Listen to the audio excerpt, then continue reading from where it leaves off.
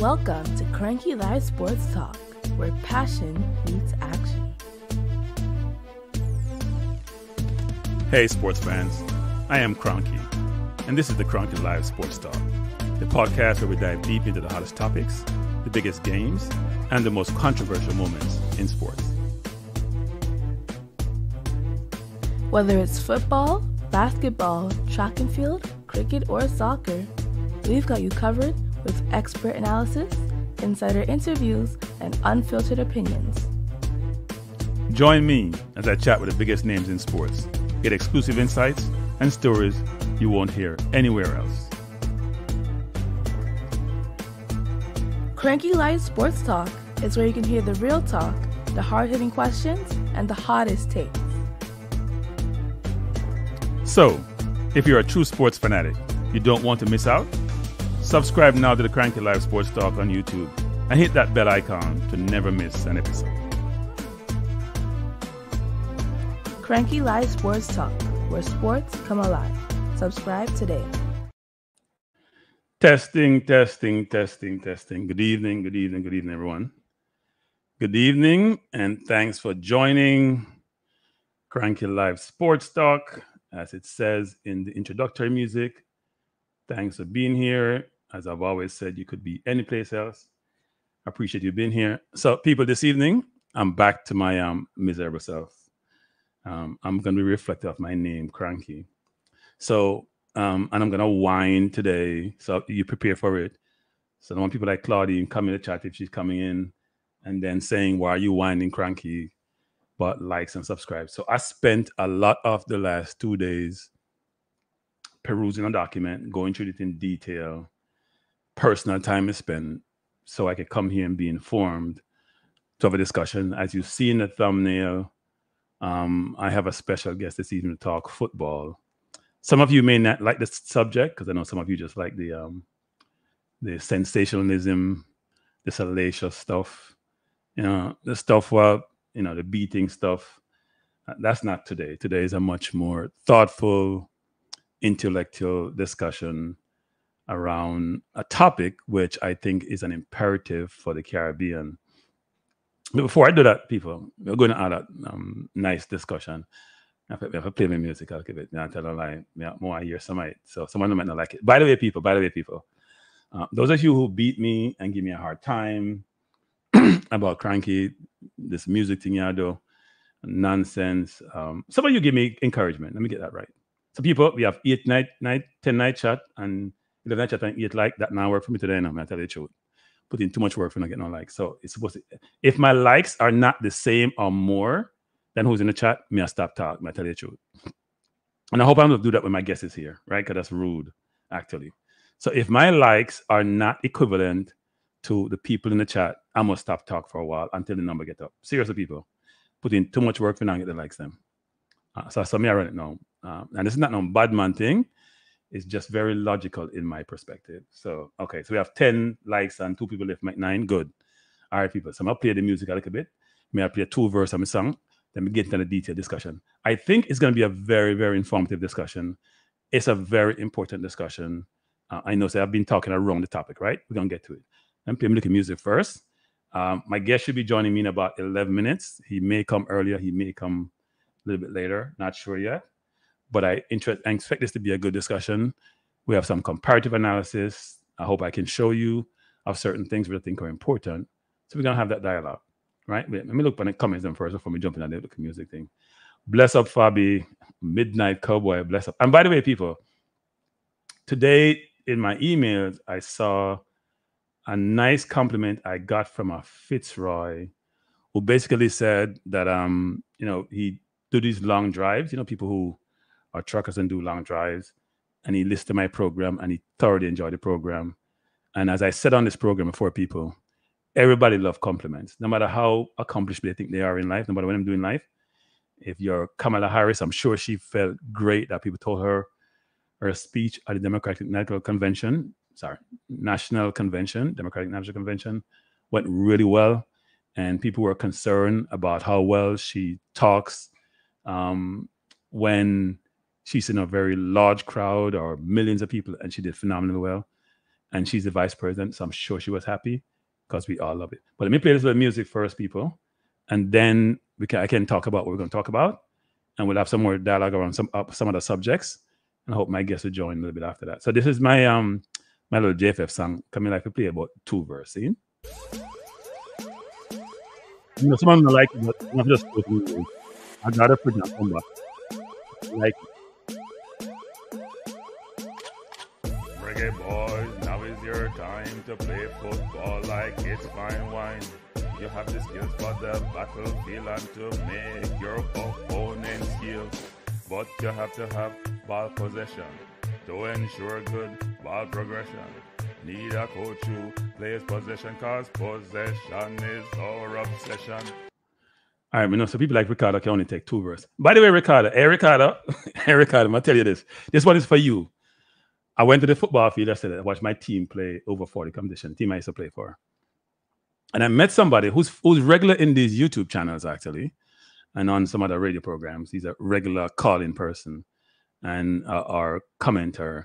He said my outer song, so the Cranky Life song, him saying find himself singing it in a bathroom. Hey Ricardo, hold on pan that. You hold on pan that and digest it and battle it up. You hear me, Ricardo? Yeah, beat me. The man saying find himself a sing it. So Ricardo, me not care what you want to say. All right? Not care what you want to say, Ricardo. You can beat me all you want.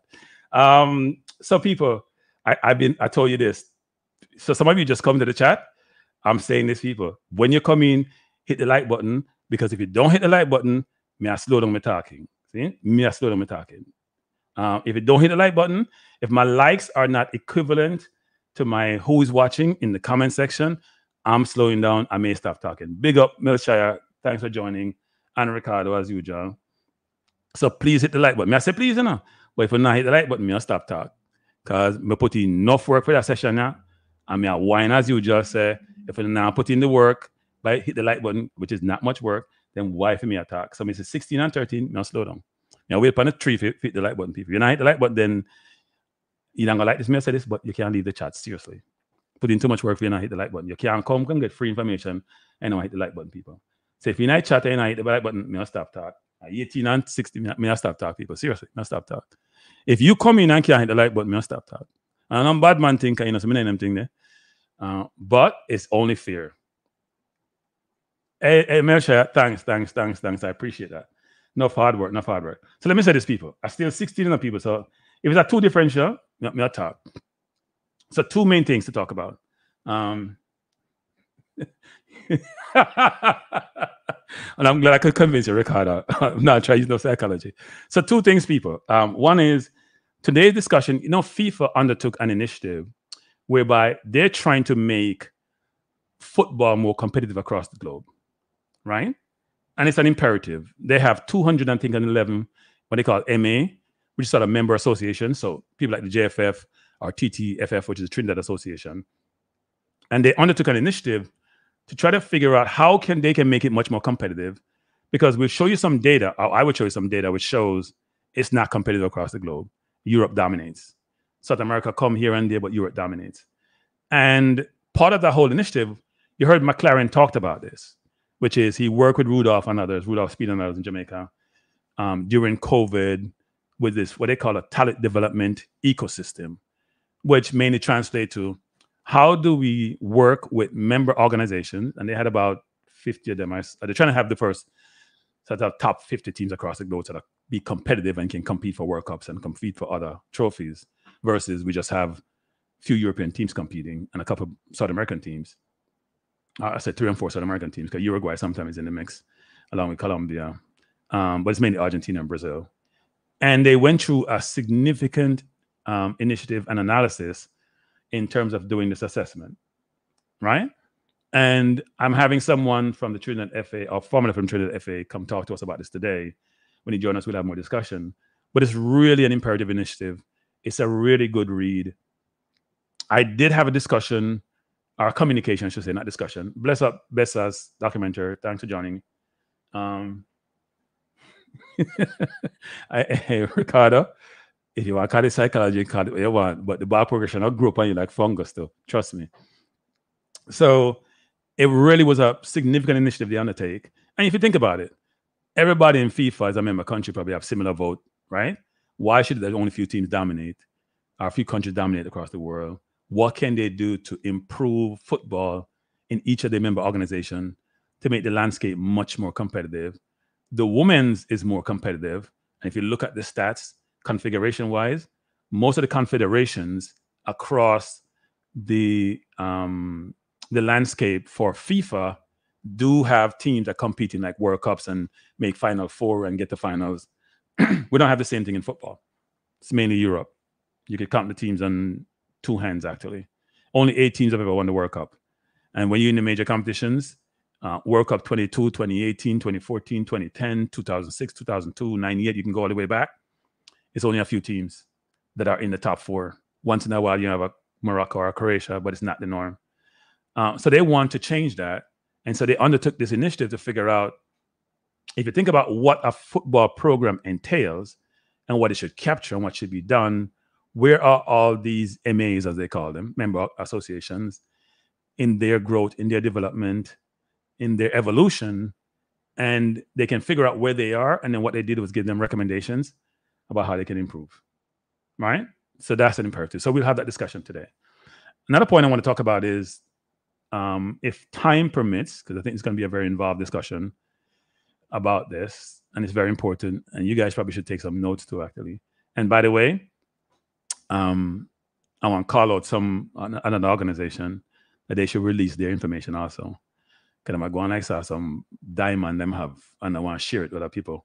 They don't have to share the entire document. Share aspects or elements of it with general public, because it's not meant for just them for keeping it safe, right? So the two other points is, one is, if time permits, I'll talk a little bit about EPL, not EPL update, but just how the Jamaicans perform, at least those in the national team. And then,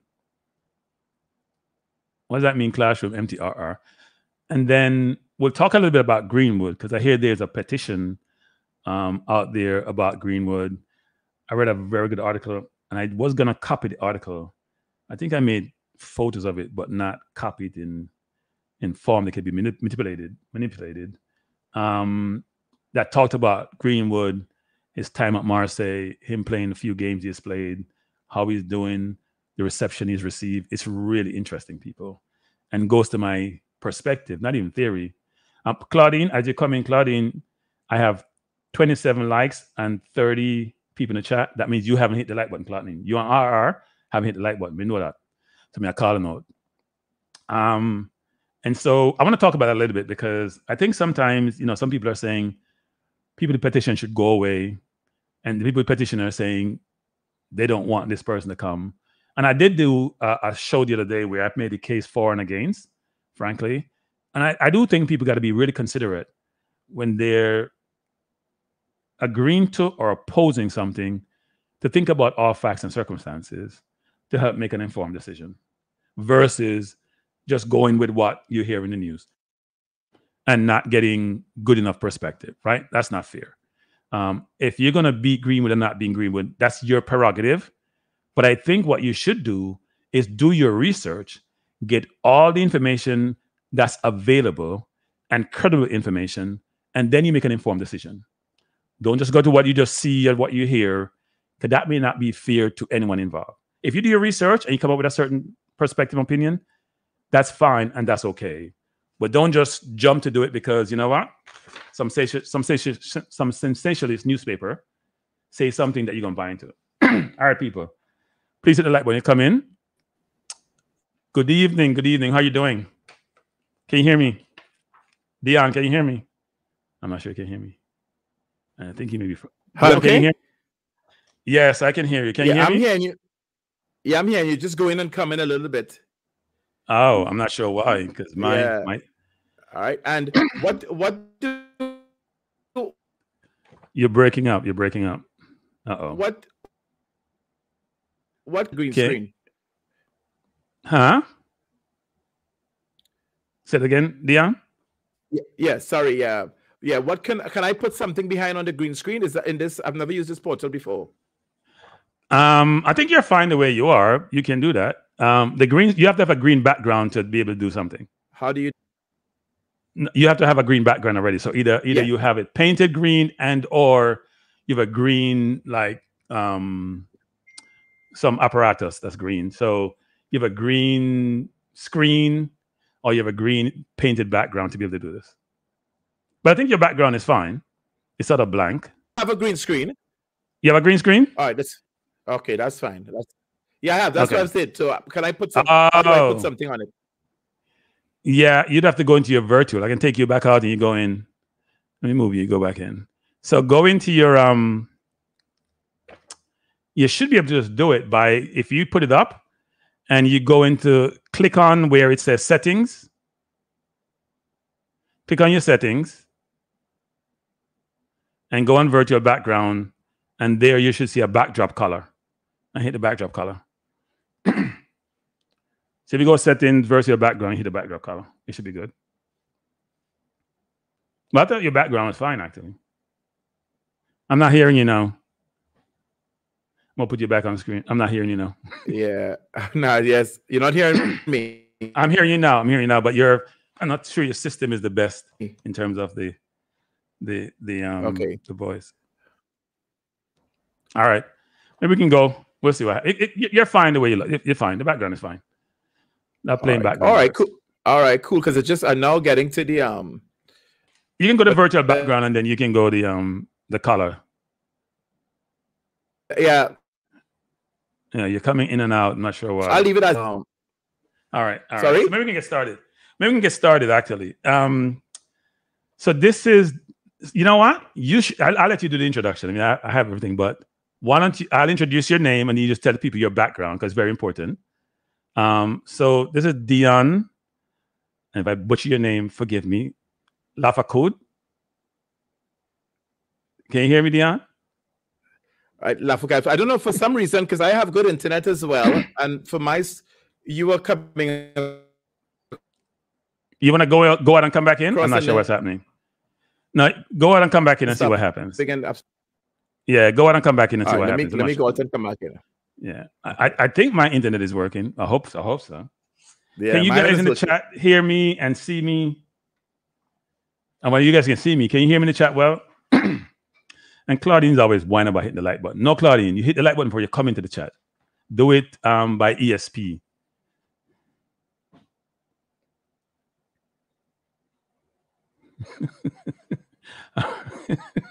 All right, Claudia. Well, Claudia, you know you have to get beaten because you always have beat me.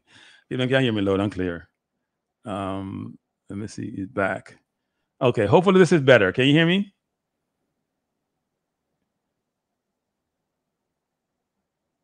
I can hear you now, but I hope it doesn't cut. Okay, good. Good. So why don't you introduce yourself to the audience? Because I think that's important. I could do so, but I prefer you do so. I want to know more about your background, not just where you were for TNT football at one point, but more about the holistic person. Maybe a 2 or 3 minute introduction. Sure. Good afternoon, everybody, to listeners, and thank you for having me to the show. My name is Dion Lafourcade, and I'm the... Uh-oh. It's messing up again. People, this is not good. Former technical post that I've held and abroad. So I've been in the States and different parts of the world coaching and sharing ideas and learning as well. Okay. Thanks for being here. Appreciate you being here. And by the way, people, Dion was introduced to me by a great friend of mine, actually, a mutual friend of ours, an intermediary. Sure. Go ahead. Go ahead, Dion. Sorry, say again. I didn't get that question. Say again. No, it's not a question. No question. I was just telling the audience that you were introduced to me by a great friend of mine before the game, or Andre, as is better known. That's our mutual connection, actually.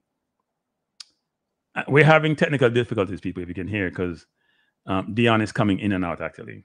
So hopefully this will work. It's a little bit challenging. Yeah, it's a little bit challenging because I'm hearing you sometimes, and then sometimes I'm not. And it's the same here for me, actually. Even though people in the audience today hear me clearly. So I'm asking the audience, can you hear Dion clearly in the audience? Because Dion, we may have to do it by phone, Dion, if this doesn't work, right? I can give you the number. And maybe you can call by WhatsApp. I have a WhatsApp number. So we may have to do it by WhatsApp because the communication here is not working well. The WhatsApp number is on the screen. Yeah, it's going in and out. It's really not good, actually.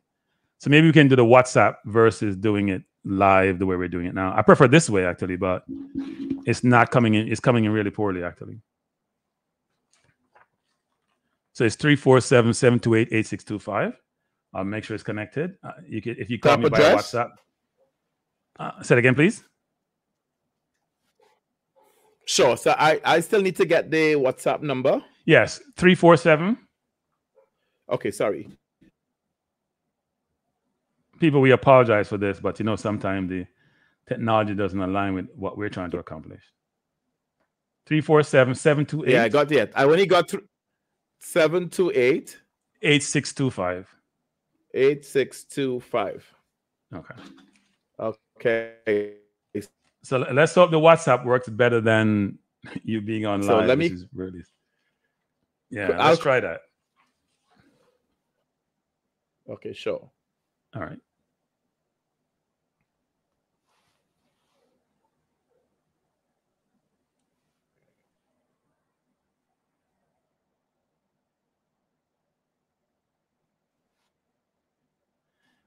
Good night, Float Management. Good night. Again, Claudine. Good night, Car Topping. Thanks for joining. Just 1 second, people. Trying to get this thing going.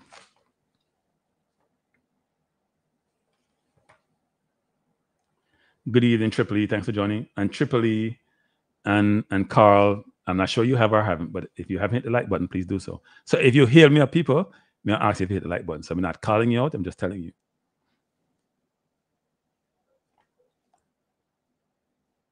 We're just trying to get the system set up and running, and Dion can call in because it looks like this is not working well. Then we can have a good dialogue because this should be a very good, interesting discussion actually, and a good discussion.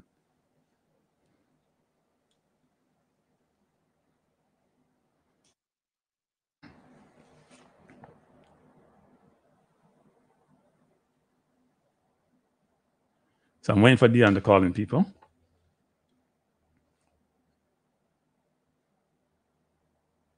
I think he's trying to get himself situated. I can actually see him in the background. Miss something. Dion, can you hear me? Okay. He dropped off. Hopefully, hit the line. And all right, Carl, I appreciate it. I appreciate that, Carl. And I appreciate that, Triple E. People, we have 41 likes and 46 people in the chat. Those numbers on the line. I said at the outset of this program, so some of you may have joined late. I'm very miserable this evening because I spent a lot of time doing some research on this topic. A lot of time. It was 141 pages I read. So I think I deserve for you to hit the like button. Good evening again. Dion, can you hear me? Hi, pleasant enough. I can hear you. I can hear you loud and clear. I apologize for the technical challenges.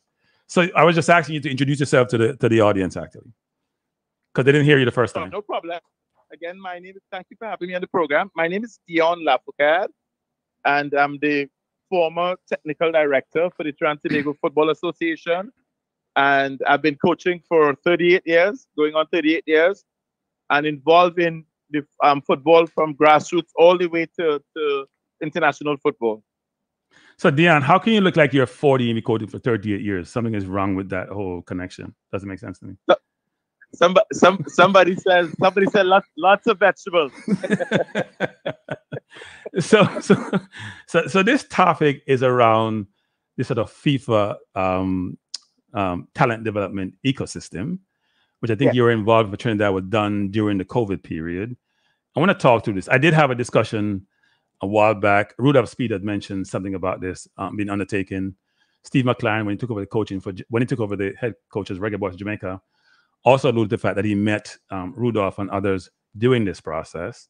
And my understanding is that the whole objective of this is to enable MA organization, which is member organizations across the globe or part of FIFA, to allow it to be a much more competitive environment.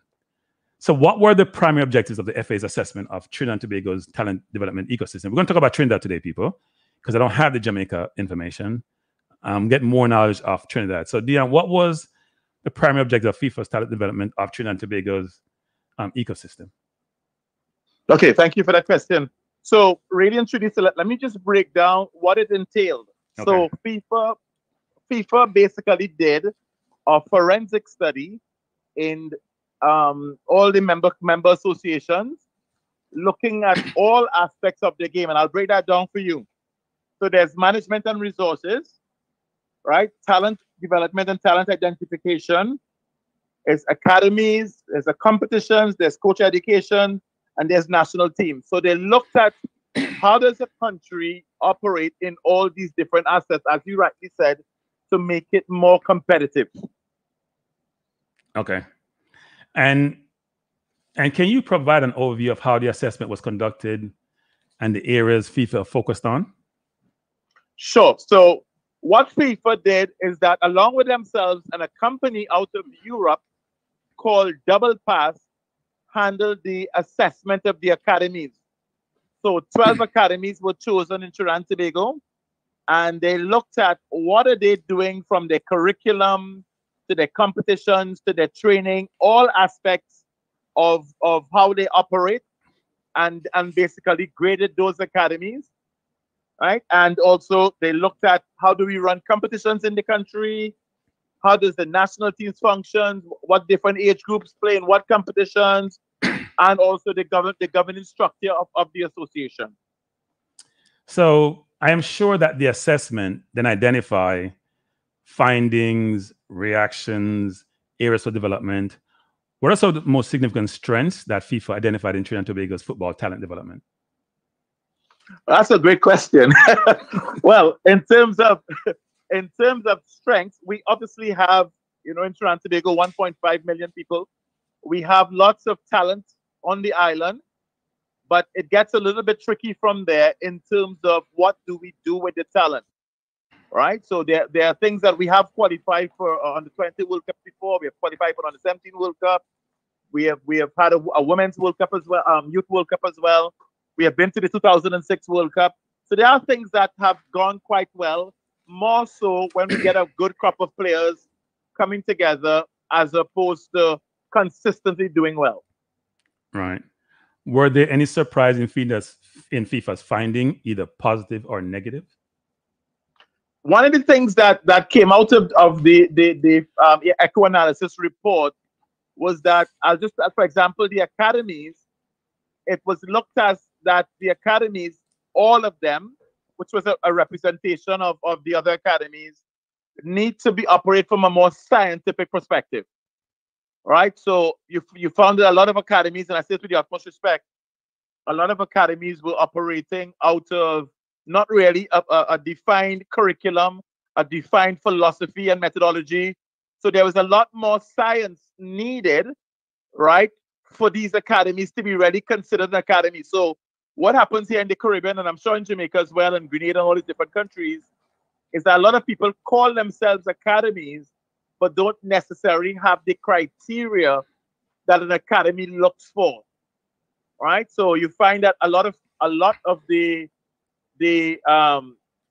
clubs that call themselves academies, and some even use the word institutes and all that stuff, don't necessarily operate on that basis.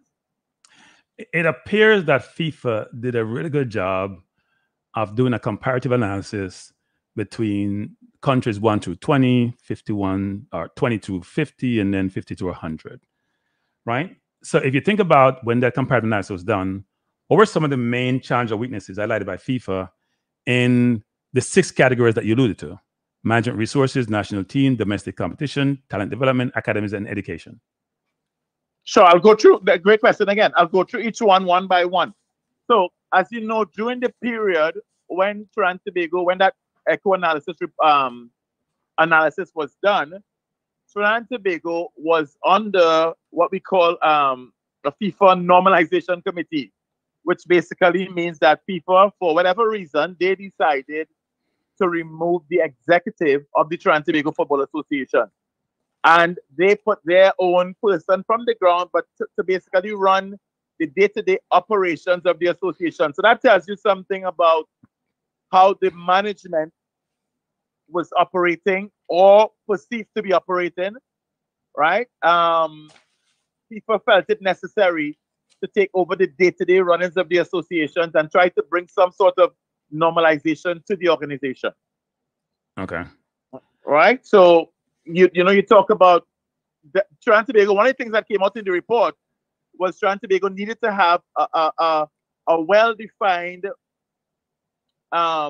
criteria in terms of strategic plan, right? The FIFA found that there was no strategic plan in place, whether short-term or long-term, right? And that is up for argument. People say, yeah, there is, there is one. But from what FIFA was saying, that we did not really work towards a strategic plan. Because if you have a strategic plan, then the resources that you have, you can now use it in areas that you need to use the resources in. Okay. Right? So with regards to, as I just alluded to a little bit with the academies needed to be a little more scientific. And of course, you're now talking about all the people who run academies needed to upgrade themselves. And I say that in again, most respectful way, but need to upgrade themselves, because it's like a principal of a school. There are certain things that you have to ensure that your coaches are doing and all the stakeholders are doing, and the kids are being taught in a particular way. With regards to competitions, again, every country is a little bit different in terms of how they structure their competitions. I know youth school competition here is big in Trinidad and Tobago, I guess as well in Jamaica. The academies, a lot of the academies don't have a structured league to play in. Then actually there has been some stride since the report. Republic Bank, one of the banks, have come on board and put a proper tournament in part for the earlier part of the year, which is not just playing regular games, because that's what players need to be playing regular games, not just one-offs, right? So that's one of the things and to structure these tournaments in the right way, the right size feel pertaining to the age group, the number of players. So things that, again, more scientific in terms of developing players. National teams, again, our national teams, sometimes, one of the problems we have here, which is, again, they're now starting to address, is that when there's a tournament, we find ourselves now screening players, now choosing players in the same year of the tournament, when FIFA and CONCACAF and CFU will tell you way in advance when these tournaments are. So once we determine we're going to go to the tournaments, we have to start preparing much earlier. We normally prepare too late, and in my humble opinion, the preparation is inadequate. And I could go into that if you would like me to. So coach education, right? If we're asking coaches to work with players, then these coaches need to be trained, right? Because it has to come, and I want to use the word scientific, but it must come from a scientific place, right? There are certain things that certain players should learn at certain age groups. How do we identify players? Because we have to find a way of properly identifying the top talents, which is now, we have moved from elite to high performance, to get the high performance players in the same space. And that has to come from competition, because that's how you identify. You go and you see the players, identify them, and then you train these players. So did Trinidad develop a comprehensive response to all developmental areas / weaknesses that was identified by FIFA? Because if you think about if you look at all the categories in terms of, management and resources, and I know Trinidad is in debt like Jamaica was. Jamaica somehow, yes. Some of their debt. Trinidad is, and when you're in debt and you can't get out of debt, you're very restricted about what you can do, right? It affects every aspect of your program. Which is very true. Which I totally agree, because of course you need funding. You need funding to get the best coaches. You need funding for the right preparation. Right. Because I want to just allude to one example that from based on what you just said. From my understanding, I'm talking with different technical directors from CONCACAF countries.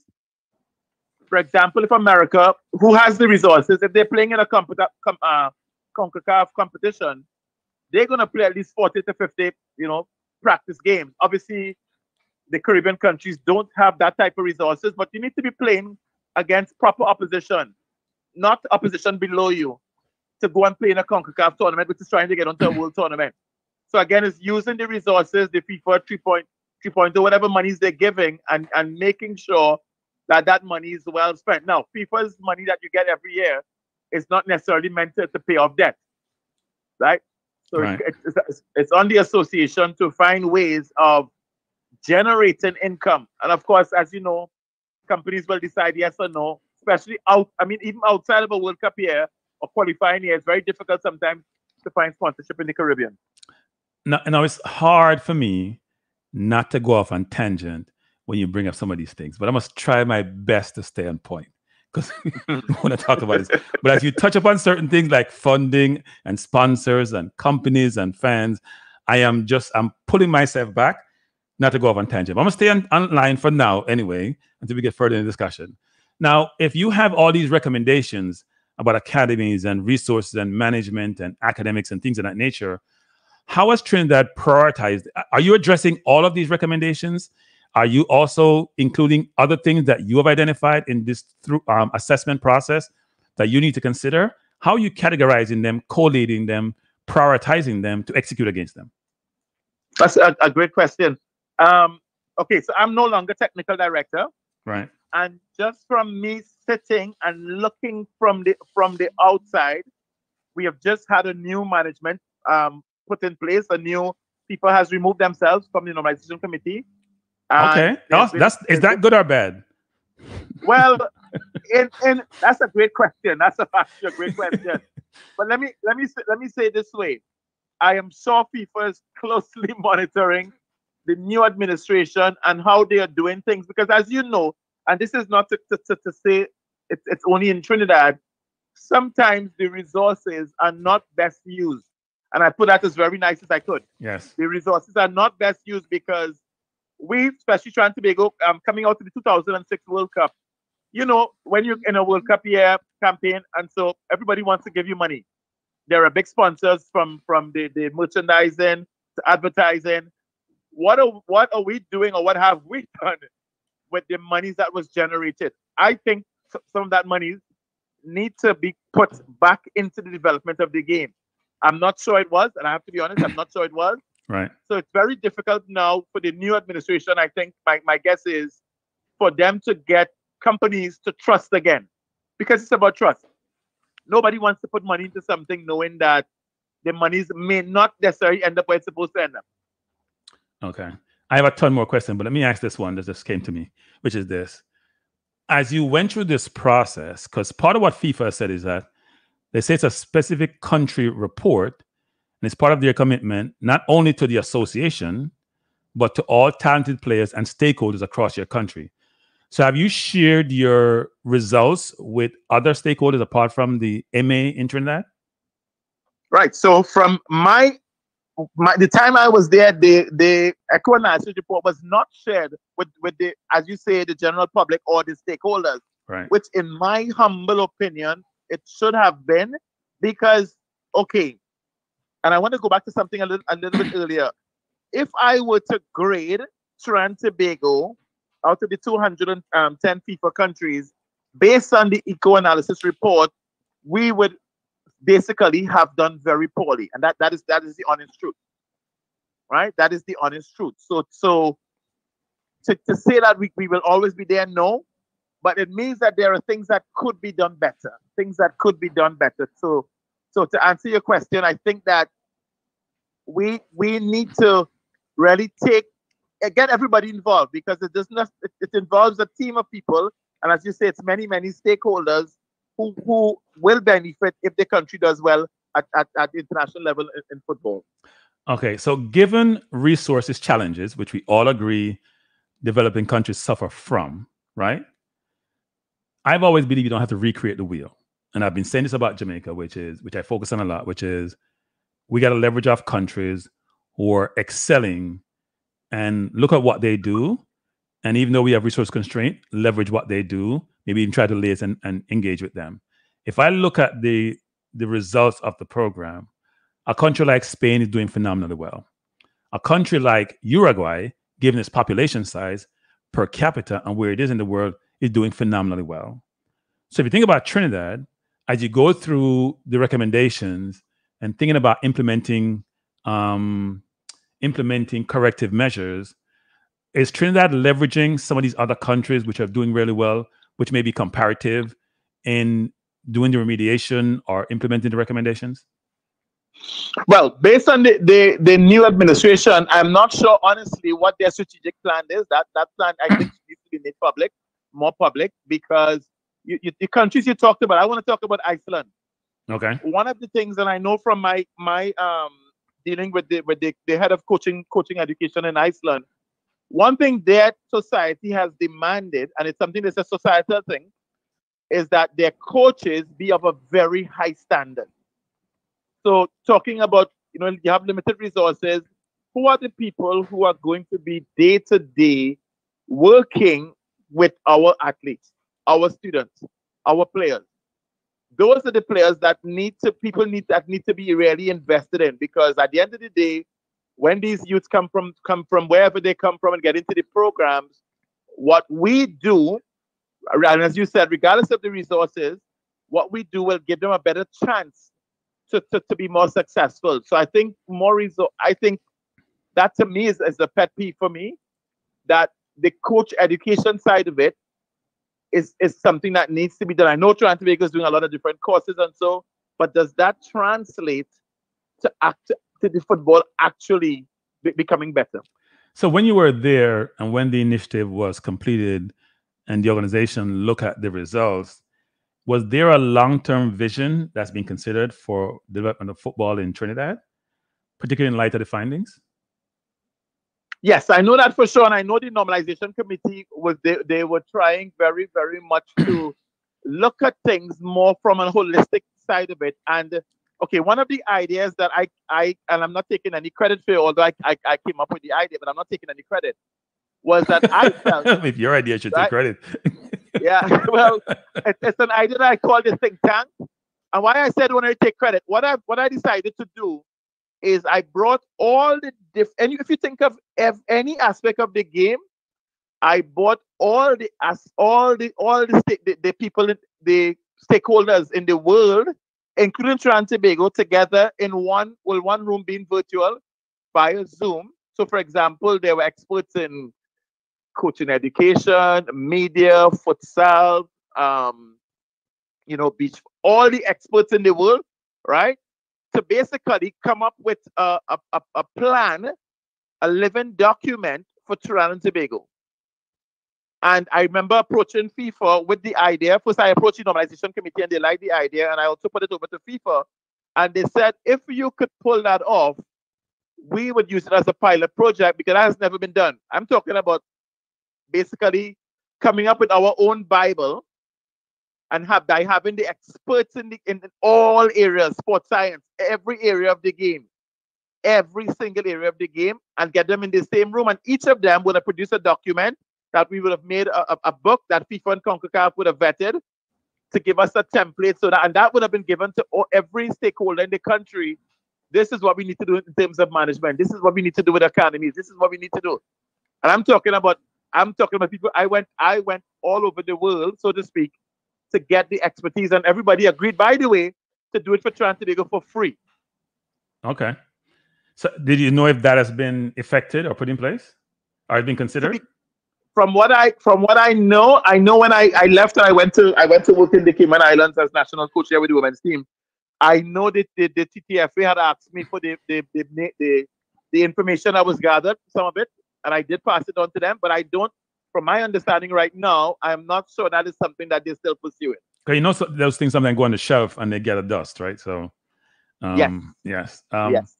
How when you were there, was there consideration of, okay, we have all these recommendations, we're going to implement a lot of them across these 6 different categories, but as part of your vision and the Bible that you have, was there something that talks about how we make this sustainable?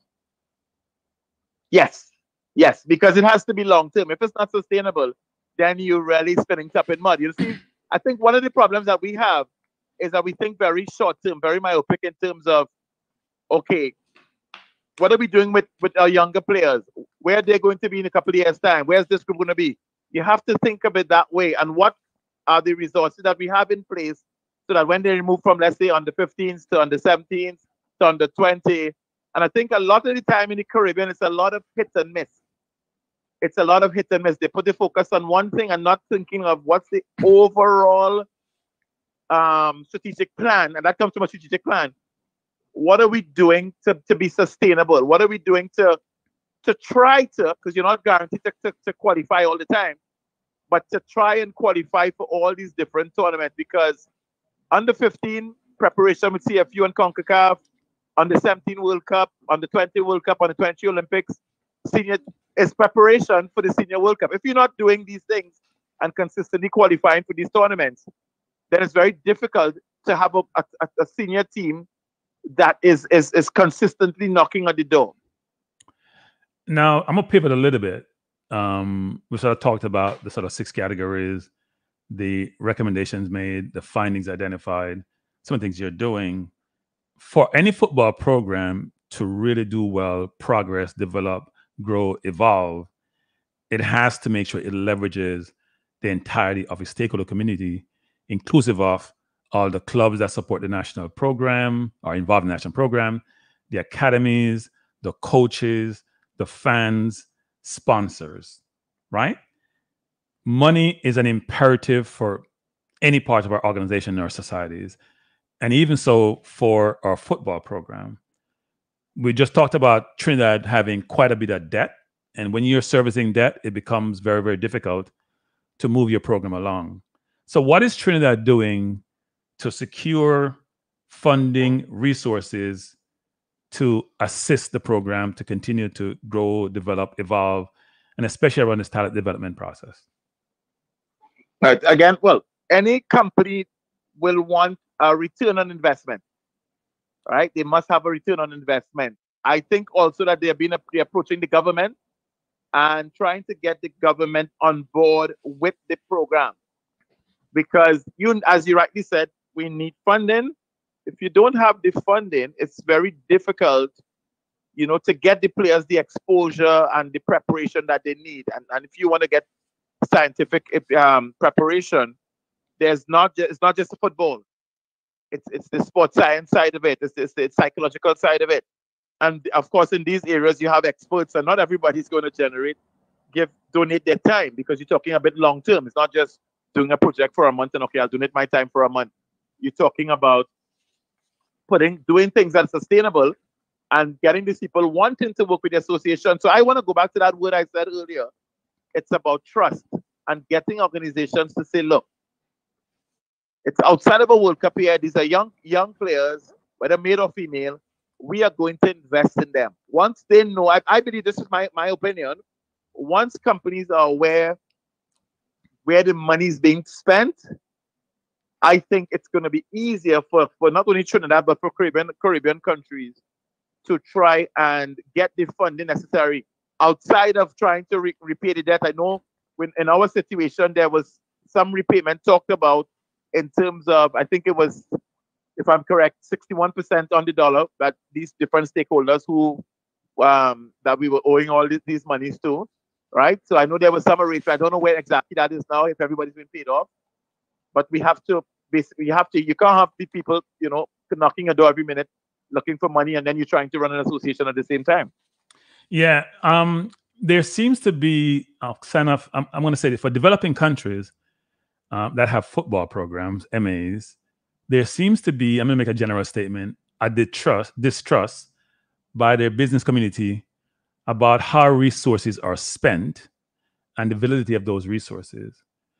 So how does Trinidad get the trust from their business community that would enable them to support the football program? Is that new leadership? Is that, how does that work?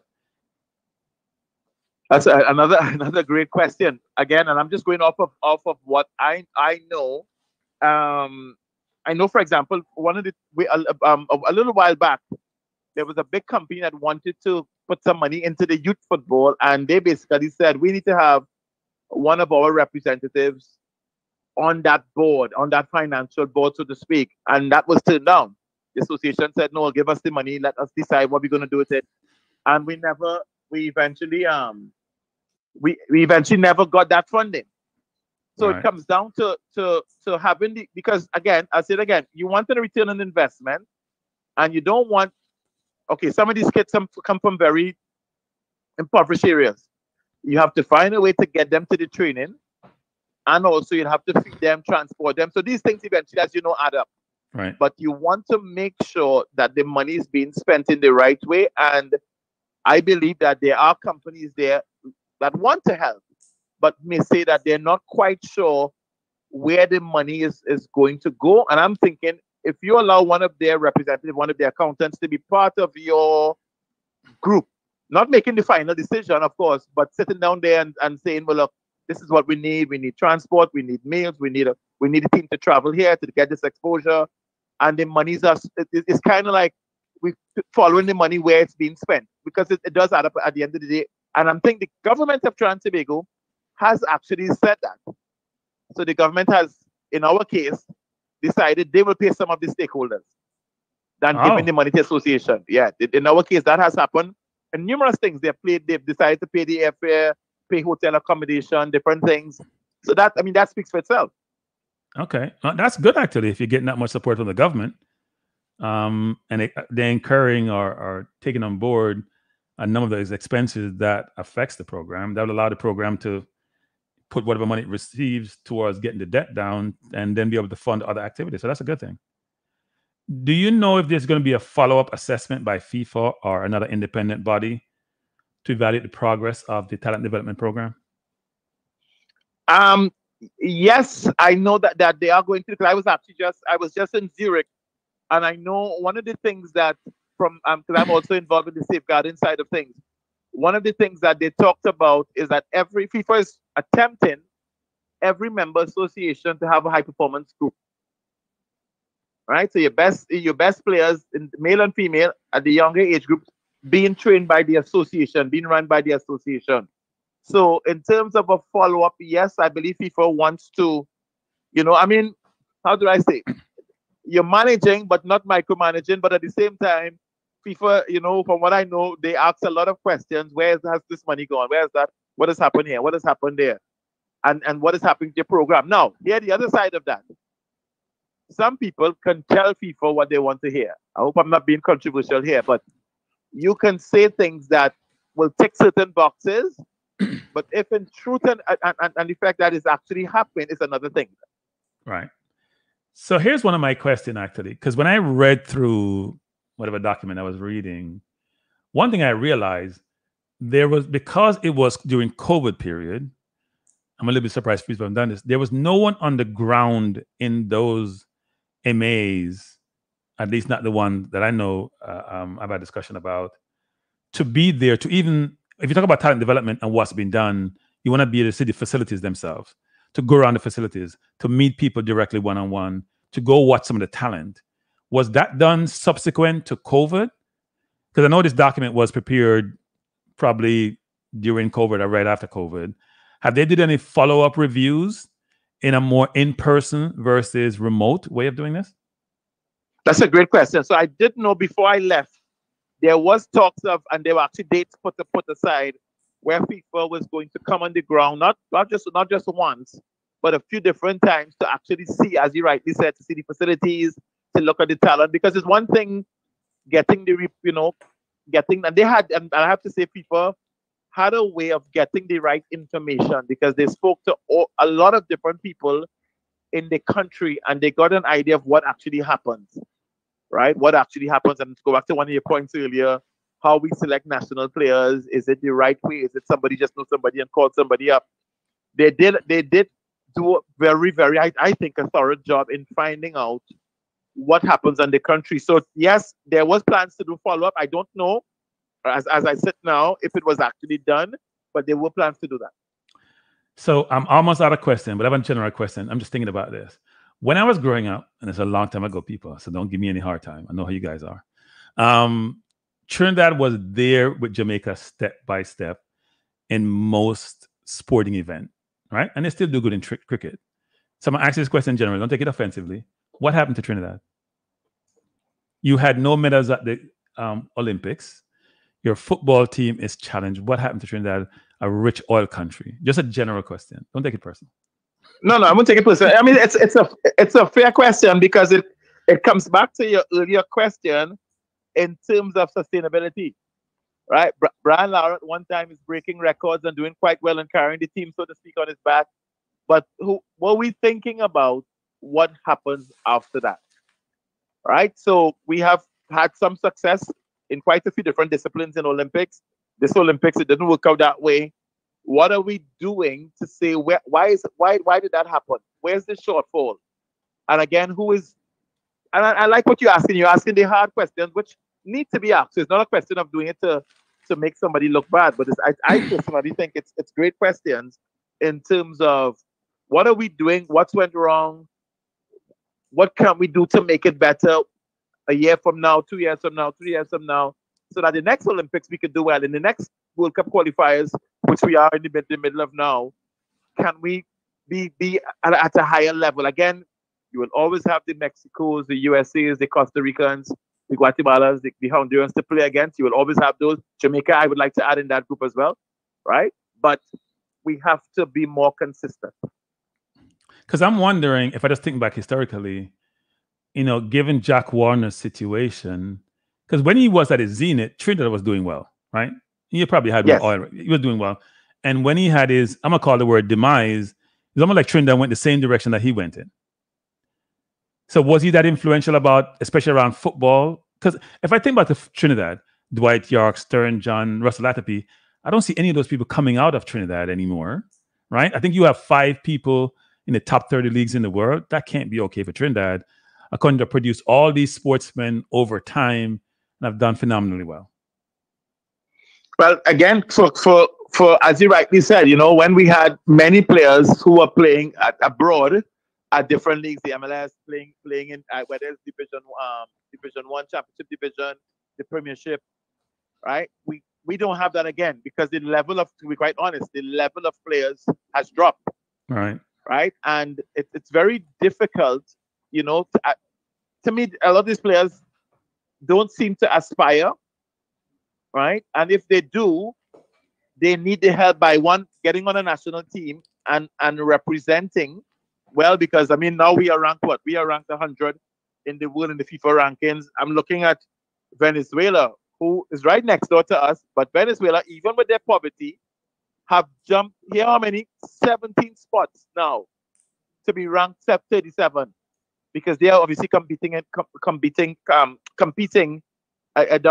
CONMEBOL. So they have high competition, right? So we are not, in my opinion, we need to think about how to get players, and it's not easy because the players, everybody around the world wants to go to the top, back to that level and staying there consistently, and that has been a challenge. I think some of the players are trying, but they need the opportunity. Even the local leagues. When we get to the CONCACAF club competitions, are we just getting to the first round and getting knocked out? Are we getting to play the best club teams in the world? Because that's the exposure you need, right? Yeah.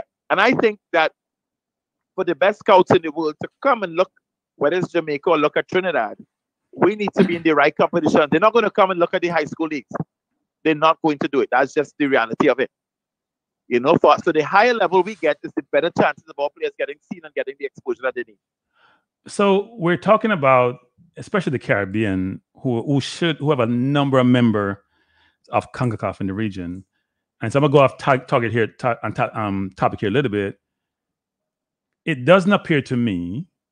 It seems like Mexico, Canada, US dominate the region in a lot of different situations, decision making in CONCACAF, things of that nature. But the Caribbean has the biggest voting bloc. And I'm assuming that the reason why FIFA undertake this initiative is because the other FA members are saying we need to catch up. This is not working well for us. And Infantino and others need to keep their space. So they're going to be able to do this initiative to make it, not make it appear, but to ensure that their MAs are satisfied, which is going to keep them in power. Why aren't we influencing more in CONCACAF as a region, working together more as a collated group to influence decisions, to allow the football community across the Caribbean to improve in a number of different areas? Is this being done, or shouldn't it be more be done? I think more should be done because, to your point, say what you say about Jack Warner and whatever is. I'm not going to be anybody's judge, but what I'm saying is, I know one of the things when he was there is that he would ensure that Caribbean countries benefit from whatever is happening on the world stage as much as possible. I know now the Caribbean Football Union has been, in my opinion, a little bit dormant for whatever reasons, and CONCACAF, of course, has taken over, and those people, once they have their representatives, they're going to seek their best interest. So I think we need somebody who is seeking directly CFU's benefits by way of tournaments, by way of different things that they could do to ensure that our players do get the best opportunity. So I think we need I wouldn't say another Jack Warner in that sense, but we need another Jack Warner, if you understand where I'm coming from. Yep. So Dion, I've come to the end of my question, but here's a question for you. What haven't I asked you that I should have asked you that you'd like the audience to know? So, to be honest, I think it's going to take a while for Trinidad to get back at the level to already fulfill its potential.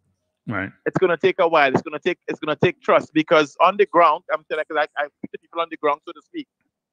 There seems to be a big divide from the fans, the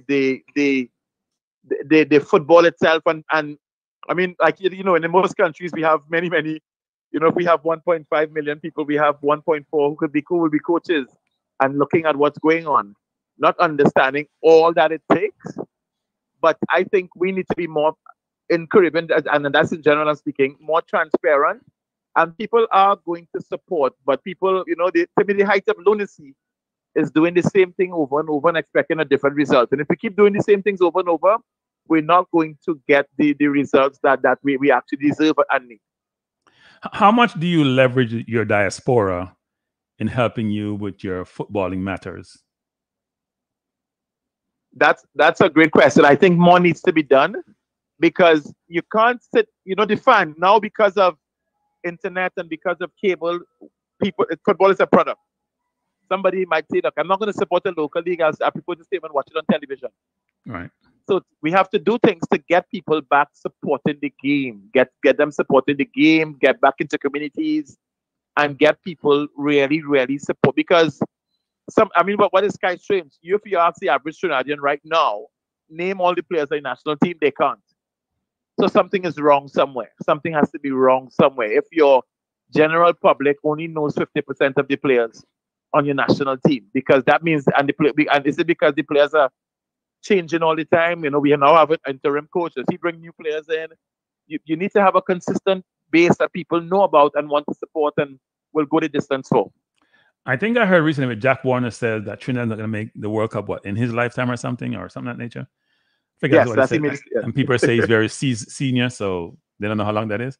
But I'm just going to say this, which is Jack may be making a point, which is he doesn't see where the progression is for the team to get to the level it needs to get to be able to compete at the highest level of CONCACAF. And I guess it go back to this whole construct we just talked about for this whole 45 to 50 minutes, which is, and here's my question, does Trinidad, I always believe this, it's about leadership, it's about management. If the right people in the right seat, doing the right thing, having the know-how, you can move mountains. Does Trinidad have the right leadership in the right seats, doing the right thing? Yes, totally agree. I mean, as you know, qualifying for a World Cup is not easy, but in one sense, he's correct, because you can't build a house from the top. Why are we trying to build a house from the top? You know, you have to have a foundation, which is what you spoke about. If you don't have a right foundation, and then we seem to sometimes want to build from the top, and if you don't have the players, how are you going to compete against the best players in the world? Because that's what it's about. Right. Players are used to the game, playing at a faster pace, and in the Caribbean, what can we do to bring our levels up to compete? And that's the only how you can do that is by getting our players, as you rightly said, playing in the top leagues in the world. It's not so you have to be in Europe, right, but playing in the best leagues in the world. Because here's one thing I realized. So we just had an under-14 competition. I think that was held in Trinidad, right? I think Jamaica won it, beating French Guiana. But if you have similar players playing against each other, can you really judge where you are? Well, I think you can judge where you are in this sense, because I actually did see the Jamaican team play. I did see Trinidad play. And I felt, honestly, Jamaica was going to win the tournament, which they did. You have to. It's a building block, or it's one rung in the ladder. Now, what's the next step from that? What is CFU going to bring back into what you point earlier? what is CFU going to do now with the best players? Are they going to have an all-star team to travel, or are they going to say the top 4 countries now are going to play in a CONCACAF tournament, or the top countries are going to play in a world tournament, right? Because even on the women's side, CONCACAF just had a tournament here, and of course you've seen USA winning games 15-0, Canada for 10-0, and yeah, what is happening in this Caribbean? Are we just a countries that just have people taking part? Something is wrong somewhere. We can't be playing in these tournaments, and okay, we know for a fact that Mexico going to come to the top, USA going to come to the top, Canada going to come to the top, Costa Rica going to. I'm saying this to you. Why are we losing 10-0 every time when you meet these countries? Why isn't the gap being closed? Something is wrong somewhere. Because I don't think we. So this is gonna sound really bad. I'm gonna say it anyway. I don't think we know what good looks like at the more junior level. So what do I mean by that? So if you're doing a comparative between two things, what are you benchmarking against? What are you utilizing in your repertoire in terms of what you have to develop your talent? How do I compare my talent to what I'm supposed to be measuring against? What are the ingredients that informs that talent that allows me to compete? I'm not sure we totally fully get that. So, for example, when Cavalier played against Cincinnati in CONCACAF in the club championship, there was night and day between the two teams. There was no comparison.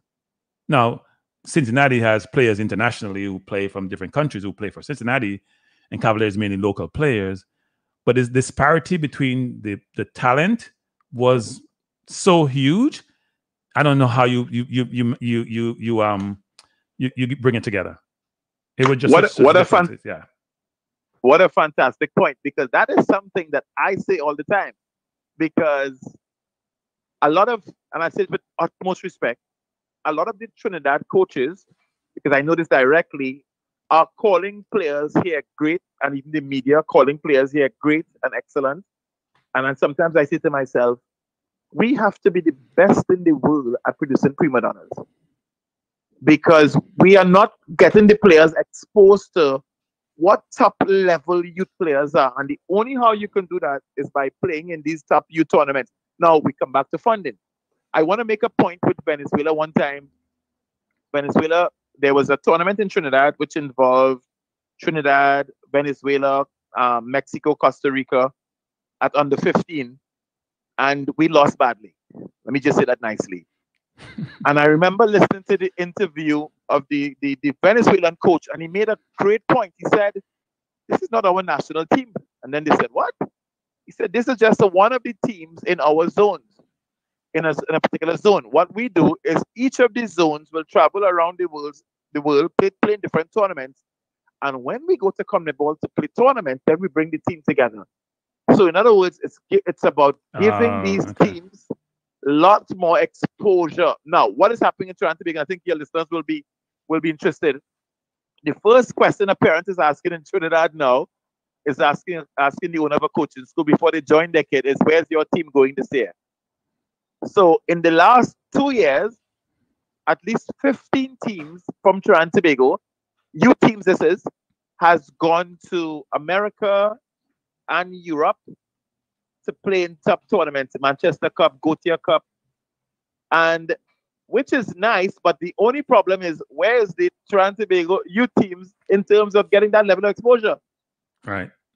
Yeah. So in one sense, it's good, but to your point, in my opinion, my humble opinion, our players are not really explained. Let me think this way. If you're going to play in a CONCACAF tournament, and you come to face America, and you're not accustomed to that level of competition before the competition, then you're going to be in awe, because there's a psychological effect there. When one goes in, two goes in the back of the net, three goes in the back of the net, the players are in awe, and of course everything is downhill from there. We have to give our players the exposure. And to your point, could CFU find a way of getting not better, but at more higher level international competition and get our players exposed at the highest levels? So one of my pet peeves is that the level of coaching in the region is not where it needs to be. I'll give you an example. If you I look at some stats for like Spain, who has like twice the amount of pro licensed coaches as any other country. I look at the amount of pro license and A license coach you have in UEFA and what level they coach at.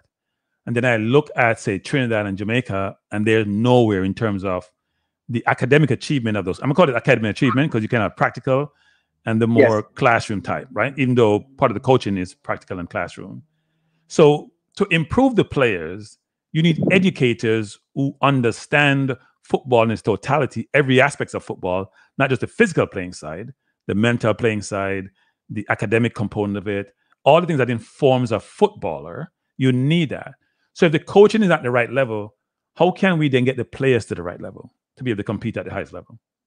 I'm not going to call the company's name because they may take it the wrong way, but there's a very big company in the Caribbean, well-known company in the Caribbean. And I sat in their boardroom and I told them, you guys need to invest your money in coaches. And what they said to me is, Dion, we don't get the mileage we want from that.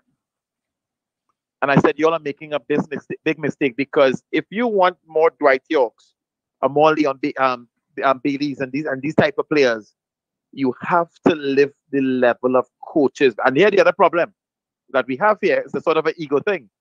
They don't know that they don't know. Yes. Let me expound on that. Yep. A lot of the coaches, with all due respect, with the utmost respect, because I know these guys, think they know more than they really know. So if you think you know more than you really know, you don't really seek to find out. And so the associations could put on the courses. And so what if a coach says, I don't need to go and do that, or I don't need to implement what I've learned? I got the paper, I passed. Some people are just good at passing exams. But am I actually putting what I've learned into practice? Because one of the things, and I'll tell you something I did, I brought the director of Ajax here a few years ago. And one of the coaches said to him, well, your players in Holland are only good because they're born there. And he said, no, that's wrong. Yeah, one of the coaches said that. And he said, no, that's wrong.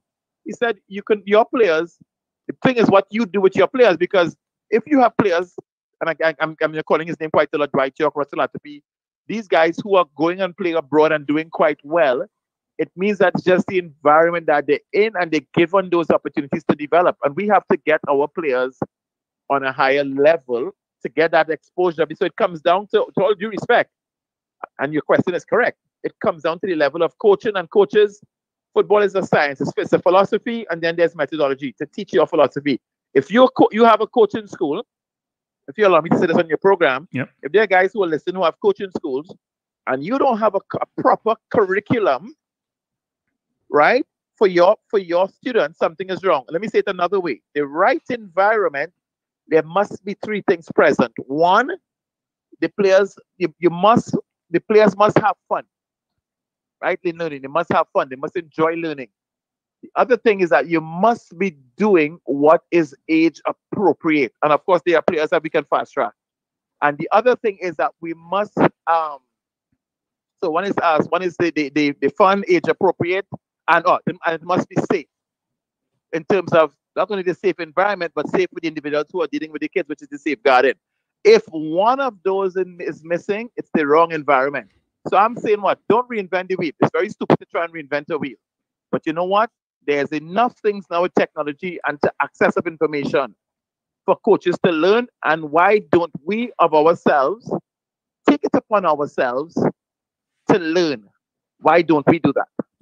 Here's what I found surprising. I thought if FIFA really wanted to get this done really well, since they employ all these experts in the assessment process, that they would have assigned these experts to these countries on a more long-term basis with the view that, you know what? You oversee this. You're the one who did the analysis. You're the one who came with the recommendations. Make sure they get implemented and effected in the right way to make this sustainable. And you're reporting back to FIFA on a continuum basis how things are progressing. Why wasn't that done? Or has it been done? I don't know if FIFA has people different regions in the world. I think maybe they need to have more, because it's really a lot. You know, if just to say the Caribbean is 30-something countries, right? But you need to have more people working alongside these technical directors, and as you say, not just staying remotely, but actually going on the ground and trying to develop these countries. But I have to say this as well: the country has to want it for themselves. You cannot want for somebody what they don't want for themselves. As I say, there are some people, and I'm not pointing fingers at anybody in particular, who just ticking boxes. When FIFA ask certain questions, they tick certain boxes. Right. And then they go along, they're doing things that they know is not best practice. Okay. Right? I'm not trying to throw anybody under the bus, but it is a reality. So you can lead a horse to water, you can't make it do what? You can't make it drink. Yeah. Anything else before you go, Dion? I really appreciate this. This is very, very informative. I do appreciate your time. I appreciate the insightful comments. Anything else before you go? I just want to thank you for people like yourself and Andre Fortune and these guys who are, and Mannixman and all the guys who are doing different programs, to actually thank you for what you are doing by bringing light to what could be done, because we all have hope. We all enjoy, regardless of what level we are in terms of being a stakeholder, enjoying to see a Caribbean team representing to play against the best nations in the world. We all have access to that. We all love that. I do have a podcast called Everybody, and then I'm going to share with you via WhatsApp some information that I'm going to make available. It's available free of charge for coaches. We have gotten some of the best clubs in the world to share their expertise with us and things that we can adapt to our situation. So I'm happy to share that information with the wider Caribbean. Definitely would love to do that. And when you provide it to me, I'll share it on my program. Definitely appreciate it. No, thank you very much for having me. And as you rightly said, we're not trying to cause confusion but we are saying that, can we really do better? And the question to that is yes. And the will to do better must be there. Yeah, and I totally agree. And we have always talked about, as a people, how athletic we are, but that athleticism is not translated into the football field, because the technical element of it doesn't manifest itself, because we're not being prepared in the right way to go compete on the global stage. So hopefully we'll see progress through some of these initiatives to close the gap between us and those countries who are doing really well. No problem at all. It's been a pleasure to be on. Same and here. I hope I was able to bring some light to what happens in Trinidad and Tobago and the wider Caribbean. You definitely did, and we appreciate you. Thanks a lot. You're most welcome. Thank you very much. Thank you. So that was Dion Laffocaud, people. I know I butchered his last name. Don't give me a hard time. I'm probably pronouncing some of these names. I appreciate him being on. Very informative. He sort of talked through the whole purpose of the discussion was about the Trinidad and Tobago talent development ecosystem, which is an initiative undertaken by FIFA of various member associations. There are about 211 of them in FIFA. It was a lot of them were involved in it. I think all 211 were requested to be part of it. I think 190, there were a bunch of survey questions that were asked.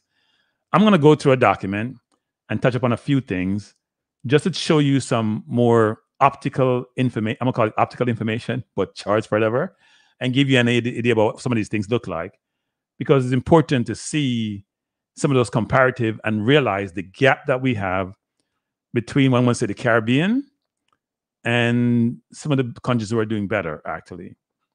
Also, what's important, actually, is the fact is, well, how do you close these gaps? And there are countries out there. I'm pointing some country, for example, Croatia, population 4 million per capita. I think it's about 15. Countries like Senegal in the top 20, per capita, 1,000. GDP per capita. Let me say that again, people, because you may not hear this. Senegal's per capita, GDP per capita is 1,000. And they're ranked in the top 20 in the world. So Uruguay, 3 million people. They have about 28 players playing in the top 5 leagues in the world. Let me say that again. I think Jamaica probably has one playing in the top 5 league in the world.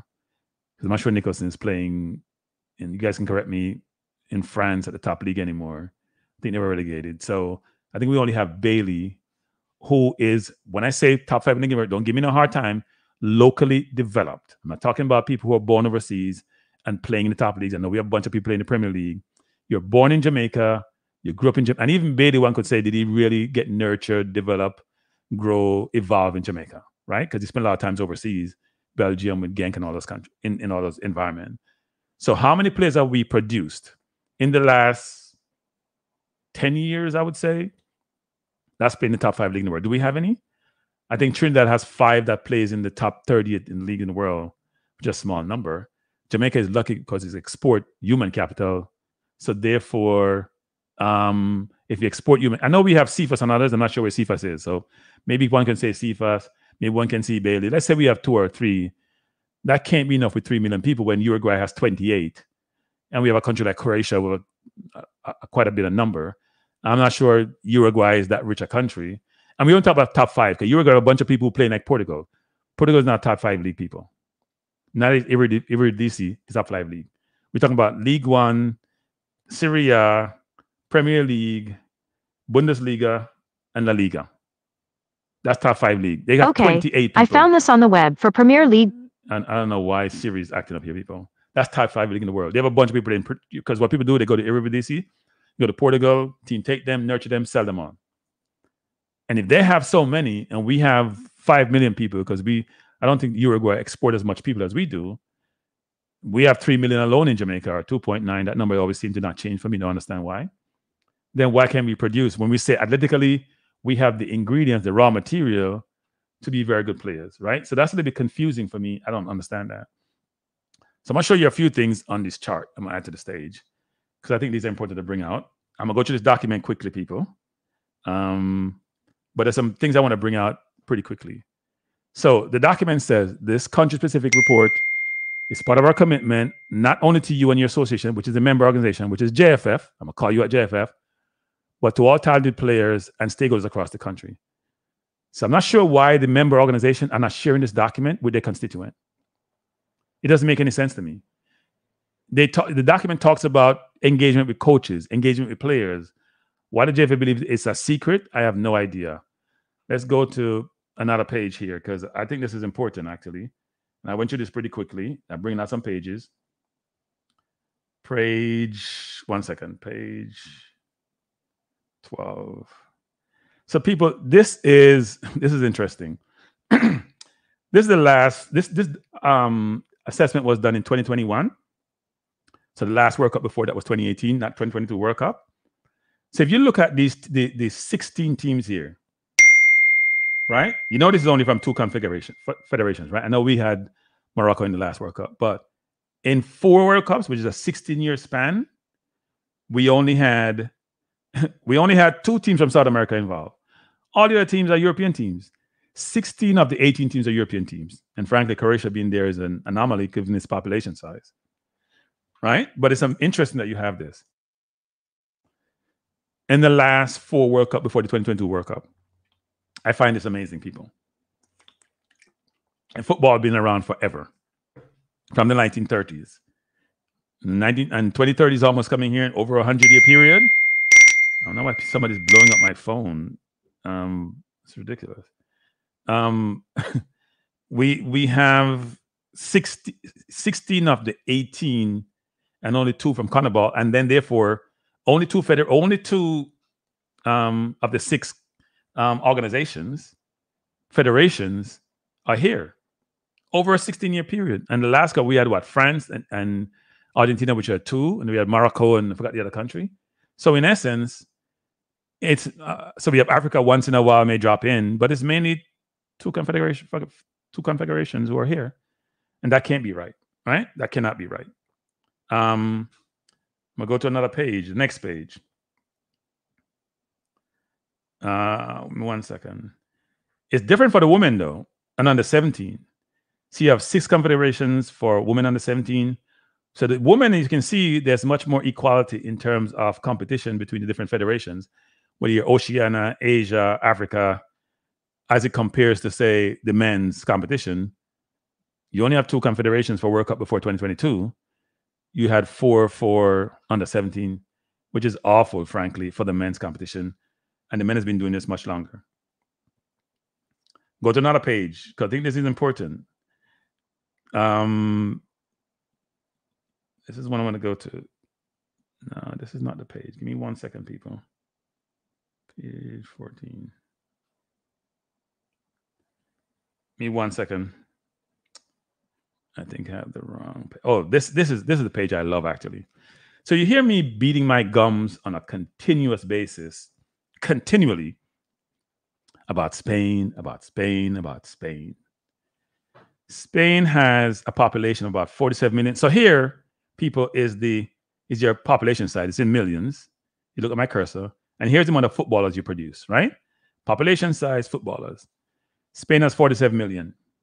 France has 67 million. Italy has 60 million. Germany has 83 million. England, 56 million. You see how much footballers Spain produce, people? 478 that plays in the top 5 leagues in the world. Right? So they're producing about 10 for every million. Is every million? Or 10 for every... Yeah, I think it's 10 for every 100,000, I should say, not every million. 10 for every 100,000, right? France, less than that. So Italy. So we have Germany. So Spain is way overachieving. And by the way, people, Spain has twice or 2.5 or almost 3 times the amount of UEFA licensed, pro licensed coaches than any other European country. It's not an anomaly. It's not by mistake. It's not by chance that they have all these coaches and they produce all these players because they're technical. They're not the most gifted athletically, right? You look at the numbers, 478 across the top 5 teams. We're not talking about Portugal. We're not talking about Eredivisie. We're not talking about MLS or any other league. We're talking about the top 5 leagues in Europe, and they have 478 players. Now, here's another one that's really good. The one country that compares to them is this.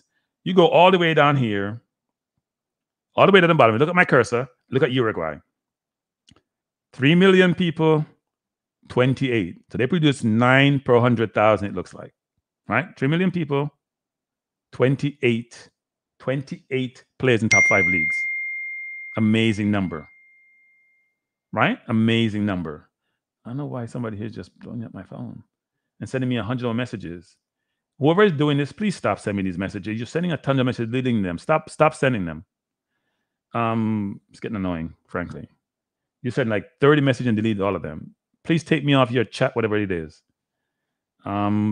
These numbers are amazing, actually.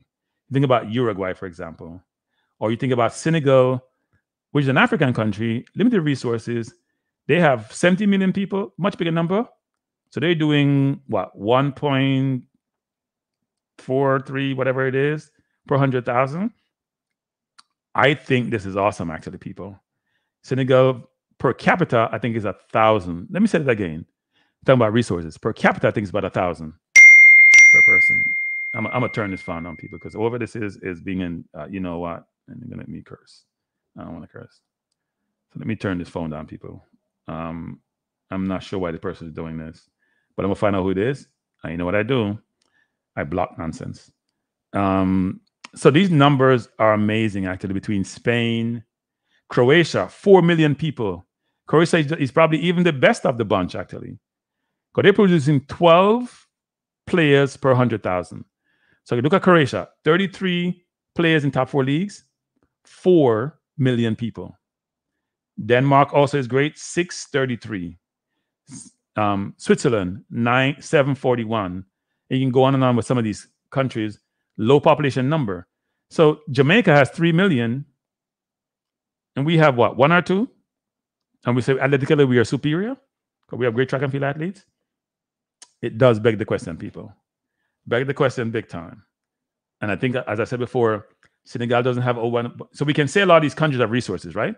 We can say Uruguay, it's the only sports they play and they live and dream, and it's a life, right? We can say, for example, the European countries are rich. Belgium has huge per capita. Switzerland, probably the prettiest city Zurich ever been to in the world. But Senegal only have 1,000 per capita. So we can make that case for every single. And even Ivory Coast is not that bad, actually. Right? So it's really interesting seeing these numbers and then wanting to draw conclusions. It's not just about size and money. What else I want to show here? This person's out of control. I have no idea why they're doing this. And we also have some numbers here about per capita. You see me say Senegal? Look at Senegal right here. I can't believe this is low. I think Jamaica per capita is what, about 7,000? I think Trinidad is about 16, which is interesting. I think Jamaica number always is very fluid. It keeps moving. Can never keep up with it. But Senegal is basically a poor country, 70 million people. They can produce footballs. Why can't we? Brazil, I think, is a little bit over it. Let me go back to the Brazil number, people. Because you talk about Brazil. Brazil has 213 million people, at least at the point with COVID. They only have 111. So their ratio is not that great, even though they produce a lot in top leagues. Look at the population size. And it's really, if you look at the population size of Spain versus number, so their number is greater, as you think about it this way, Brazil is going the opposite direction. So Brazil numbers aren't that great, frankly, even though they produce a lot of players, because they have a lot of people. A lot of people. And if you look at the per capita number, can we think about, is it resources alone that drive this? No. Not always. There are some countries here where their resources and the per capita, and you look at the top 20 teams, and Senegal again stand out, doesn't mean that you always have to have money to do well, right? Poland per capita is 16K, 38 million people. They're in the top 20. So it's not just about money alone. I'll agree that the England, the France, the Belgium, yes, but it's not only money. It's not only about money. Now, football culture, Claudine, is also important. That's why I mentioned Uruguay. Think about all the carnival. It's important. But it's not always about money. It's not totally about money. As I said before, I think leadership is also an imperative, and leadership helped quite a bit. Let me see if there's anything else of importance here that I've thought about that we should consider thinking about. It talks about data management system. You see all the different aspects here. Do you have a system about registration of players, competition, coaches, referees, education, talent? All those things are imperative and important, people. And something that all the top, you look at the top 20 countries, all of them have all these things. The question is, does Jamaica have that? Right?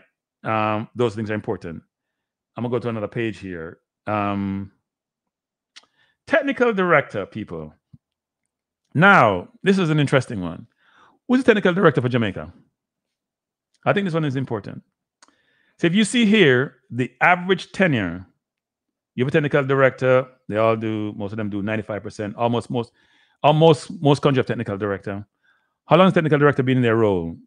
Top 20, less than 4 years. If you're in 21 to 50, less than 3 years. 50 to 100, less than 4 years. That means now he's not technical director. He's head of the technical committee. Don't confuse the two. Technical director is not the same as head of technical committee. And how many technical directors have you had in 2010? If you notice, 3. How much Jamaica has? I only hear one for Jamaica. I ain't know a lot of technical directors. I've only heard of one. Maybe you guys can inform me because I don't know. Maybe I don't have all the information. But you notice they have turnover of technical directors. In 2010, most of them have had about 3, and the average tenure is less than 3. Those numbers don't really tie up really well. I think FIFA needs to go check those numbers. But it does say a lot, actually, that role gets turned over. No, I don't think Speed was ever the technical director. He was head of the technical committee. They're two different positions. And technical director should be involved in the football strategy, football philosophy, talent development. That's their role. I think Speed head of the technical committee. What else is here that I thought was important to look at?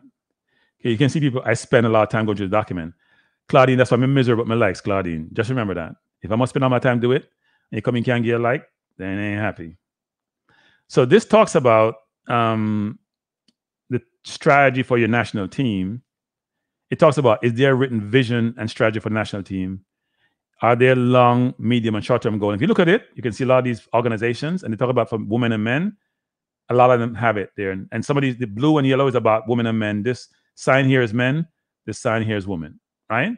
And then it gives you this information here about senior team. And so this is senior team and youth team. And you can see a lot of countries have this thing. They have strategy. They have vision. They have country objectives for the national team. It's evaluated on an annual basis. A lot of them do. Is there a written code of conduct with principles and guidance for players? Well, if you say Jamaica can't do nothing for you, I'm not sure what the code of conduct is, but you get away with it. Are there collaborations with other institutions, sport national teams? You see this here? These numbers, a lot of people do it, right? Some people may say they do it, but the question, how well do they do it? Right? How well do they do it? A lot of people do it. How well do they do it? That's another thing. Another page here talks about something else I think is important. Now I go here. Coaching license. Look at these numbers for coaching license. Coaching license, people. Coaching license. You see this? Pro license for 1 to 20. The top 1 to 20 national teams in the world. 61% have pro license. 23% have A license. 7 may have B, 9 or have no license. Right? Licensed coaches across all teams, the national teams. You look at here and it's a lot of them have pro license. Even the 51 to 100, 28% have pro license, 42% have A license. You look at these people, look at these numbers here, right? Let me make this bigger. You see these numbers?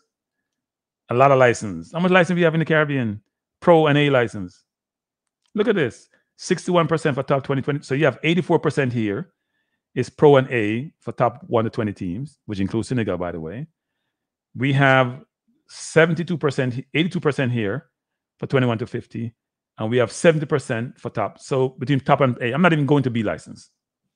I'm not even going to B license. Right? Important statistics, people. Important statistics. If I go to this page. So Claudine, so me deserve me think Claudine, I tell you that Claudine, I call you out, you know, Claudine, can me like call you out. So me deserve me like Claudine if you're still here, if you're not gonna work yet. Come me do my work, forget my likes. Talk about sports science, and you hear Dion talk about sports science, right? Becoming more of an imperative in football.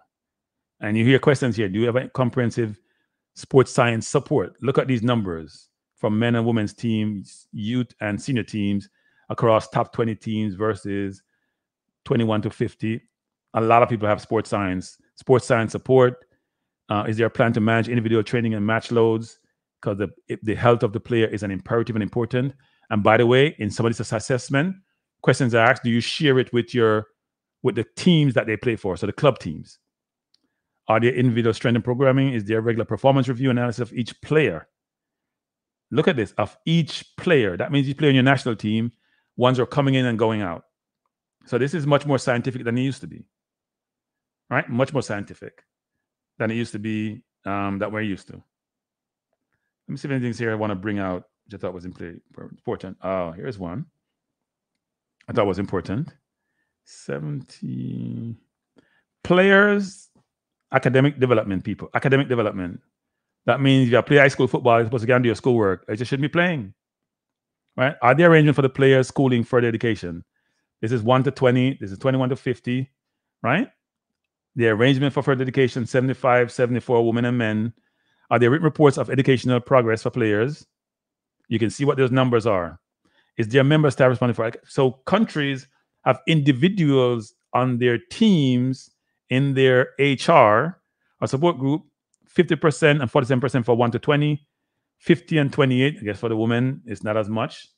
For the 51 to 21 through 50. Look at these numbers. This is about how I develop somebody mentally, educationally, academically, not just on the football field, but the holistic person. Because these things are not mutually exclusive, right? They all intertwine in getting the best footballer. Because the more educated you are, the better your decision making, which is an imperative on a football field. What else do I think I should bring out here? 71. Interaction between school authorities and MAs, people. Some people have that. The numbers are not as great, but there's no cooperation, 32%, 16% women, possibility to pass exams. There's federations out there who are engaging with the schools about people in their national programs, guidance of teachers, substitute lessons. All of this is here. The education of the individual is important, and their FAs focus on this, or engaging not only with the clubs and the academies, but with the schools, which I find to be great. Let's go a couple more items. 80, this is about, what am I looking for? No, not 80. 87 is about grassroots, which is important. And you see numbers here about, grassroots competitions, part of the overall strategy for the long-term player development. You can see what it won 20, 21, 50, 51, right? Grassroots is an imperative to identify talent, to take talent, to nurture the talent, to grow the talent. What different routes that kids play football. You can see they have club football, school football, informal football, futsal. We're looking at top one. Look at football. Look at futsal, people. 50% in 1 to 20, 63% in 21 to 50, and 49%. So futsal is a big thing. A lot of different countries, and then there are private leagues, right?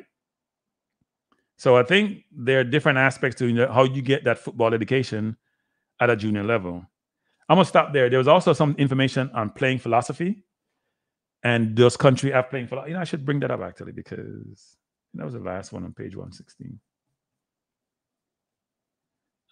What's our playing philosophy, people? What's Jamaica's playing philosophy?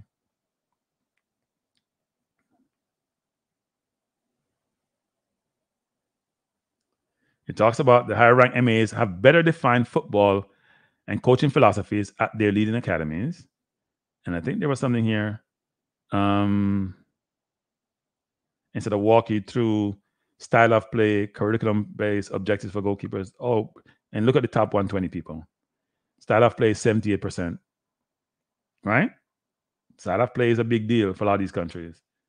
I don't know what our style of play is. But anyway, so there you see it, people. Just thought there's the tidbits would help to give you some perspective as to the comparative analysis that FIFA did and how the individual MAs that they assess, how they compare to the top 20 teams in the world, the top 50 teams in the world, and 51 to 100. Jamaica playing philosophy is kick and run. I don't know if we're running. I think we kick it, but we don't see it again until they come back to us, so we're defending. But yeah, it's not the greatest thing. So people, we have 90 minutes left. You can call into the program. Oh, I did mention that I want to talk about the Greenwood thing. You can call in, though. You have 90 minutes left in the program. Okay, no, this is a 2-hour program. And you know I have to drink my water because, you know, just talking for this long can be challenging and tiresome. So let me say this. I've seen a lot of communication about Greenwood of late. And I read an article this weekend, which I was going to copy the article, but I was so busy I didn't get a chance to do so. And someone mentioned to me that there's a petition that's going to be undertaken in Jamaica, and the petition is adverse to the Greenwood joining the national team. And also there were some people on another YouTube channel calling him some derogatory names.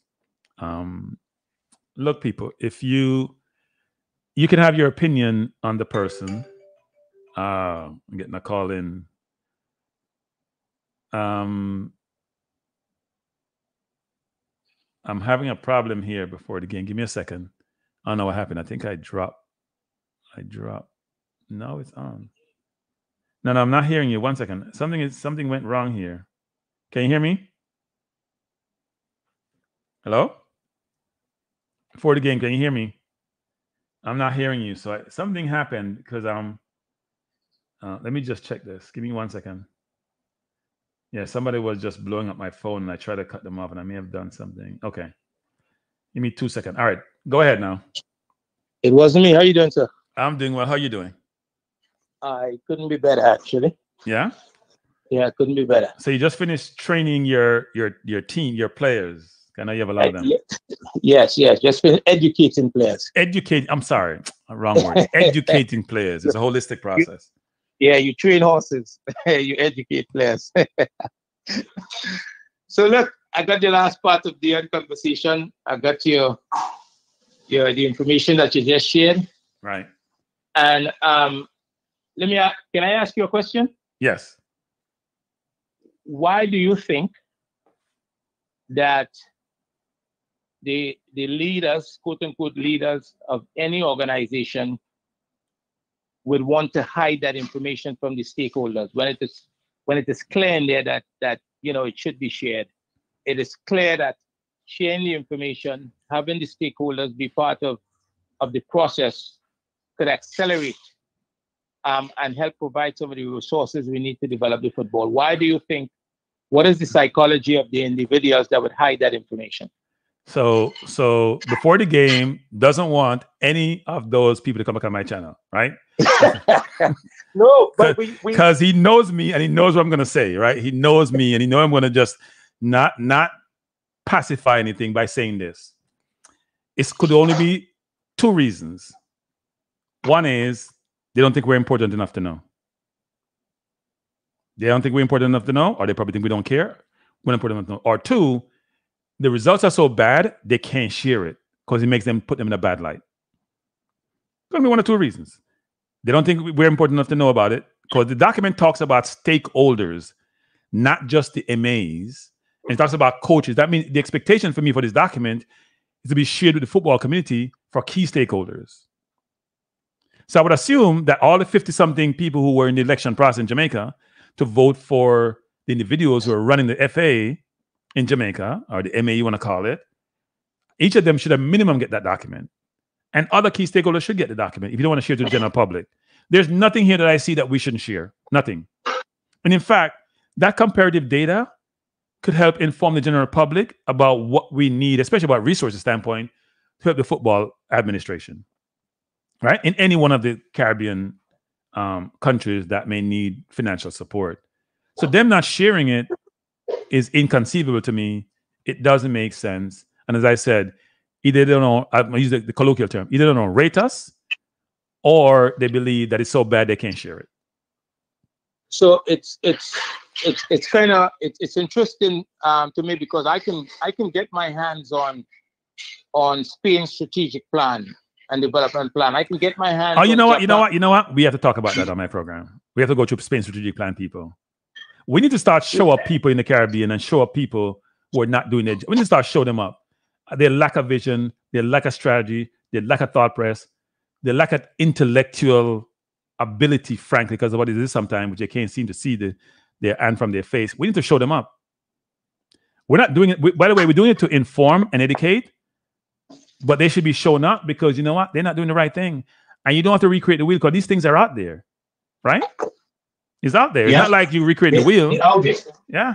They're not a secret to anybody. Yep. And look, congratulations to Jamaica for winning the under-14 tournament. I must say, and I looked at... Is that tongue-in-cheek congrats? No, I mean, you can't... Look, somebody has to win it, right? Somebody has to win it. But, I watched at a lot of those games, and, even the final game, French Guyana, they lost 6-1. But they lost the game, in my opinion, because physically, they couldn't compete. But from a football perspective, I enjoyed them throughout the tournament. Right? A lot of the teams that didn't get there, I did an analysis the idea of I was only able to do a short period because it was difficult between the game between Jamaica and Trinidad and Tobago. And those are the two teams, the two countries that's supposed to be leading. Wait, back up. What's euphemism for difficult? You use euphemism difficult. What do you mean by difficult? Please elaborate and extrapolate. Please explain what difficult means in this context. It was. I use the word difficult because I think as you watch the football, the things that the principles that kids at that age, 13 and 14 years, should be able to execute in a competent manner, you won't see that consistently. So you're saying right? You weren't. I'm putting another word. You were saying you weren't impressed. Yeah, no, not from a footballing perspective. I think. Well, Jamaica is happy and jumping around that they won the under-14 and how great they are. So, are we just busting bubbles here, or what is it? That's what makes this discussion difficult because they won, and there's a lot of people probably losing their mind at the moment. But they won the tournament, and you have to congratulate them for that. But from a footballing perspective, those two teams, in my opinion, will suffer the same fate that Trinidad under-20 suffered, not qualifying for the next rounds, right? And that Jamaica suffered, the under-20, right? Beaten 9 by America and Mexico, and then would beat those two teams quite handsomely, in my opinion. Right. Because the players in those countries, they are more competent in the principles that they're expected to execute at that age group. So you're saying we just bullet teams. We weren't technical. I'm just asking you a question. That's what I'm getting from this. Plain English. I'm trying to discuss it in a football context. You going all colloquial on me. but not all my audience are informed and sophisticated. No, look, they have different degrees of understanding of football. There's nothing wrong with using what you have at the time, but one of the challenges that we run into is that we see a lot of kids who are able to have success because of the physical stature at that stage of the development. Right? Wait. So I saw your team put 63 passes together and you cut it off when the ball got out of bounds. I'm going to call you up on that every time. But 63 passes in one sequence. In one sequence. Did we see 63 passes at all by any team in that tournament? Did we see 10 passes put together at the point? Because I didn't Yeah, watch when- it. I didn't when I- watch. I didn't watch it. I didn't watch it. I must admit, I didn't watch it. And when I say it was difficult, because that was impossible. I mean, in that game, Trinidad was unable to put passes together, whether it's playing out of the back, whether it's in transition moments of the game.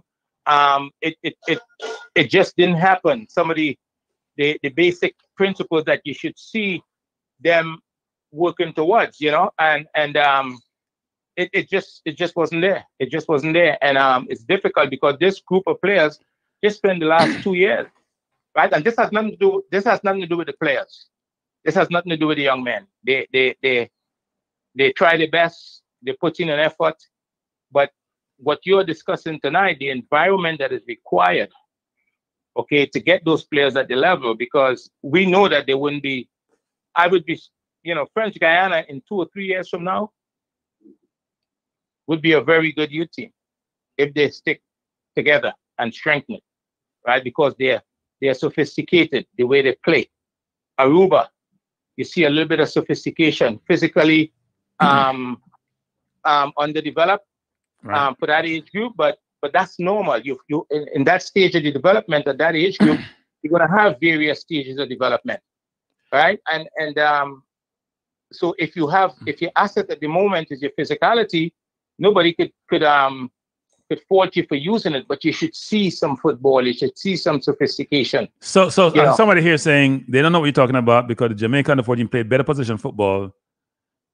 So they're saying they don't agree with you. They think they played good position football. And that's okay. That's okay because that's okay that they say that. You know, their level of expertise or what they consider to be good possession football, I don't know. Everybody likes, you know, some people like Man United. Some people like Tottenham. I happen to like the way City and Barcelona does it, right? Right. And I think it's a different level. So I'm not gonna get into that with that individual, but I know what I looked at, right? And I looked at most of those games, and I think if you look at, as a matter of fact, before the Trinidad Jamaica game, I went back and I looked at some under 14 games from different parts of the world, just to be fresh in my mind what it should look like. And it was different. It was different. No. So Andre, you keep using these terms, Andre. Yeah. Difficult and different. Please explain these terms to football people without speaking in riddles. Please explain difficult and different.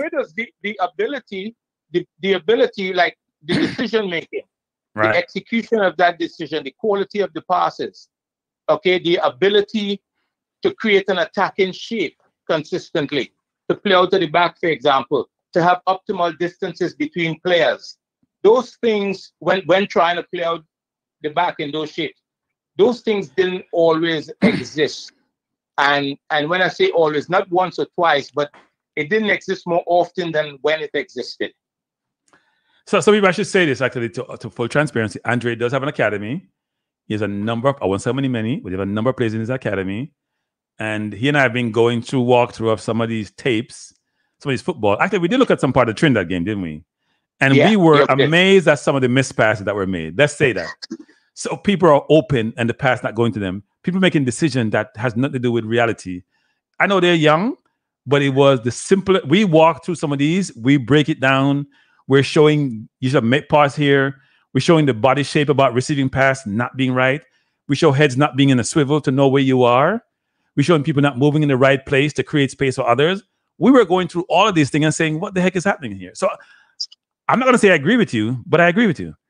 Go. There are some things that at this age they should be able to do. If we're developing players, right? There are some things that they're expected to be competent in, especially if they're playing national team football. Especially if they play national team football. So when you look at one of the principles, right, creating an attacking shape, you should be able to see that for the majority of 70 minutes whenever your team is in possession of the ball. Right. Right? And that didn't always exist. And look, I'm using, this is not my subjective opinion. As I showed you, I use information that made this subjective. Right? I don't know if you can remember, I showed you 2 slides that says, at minimum, this is what these kids should be able to execute anywhere in the world. Right. Right. And we pull the clips and we put it against that.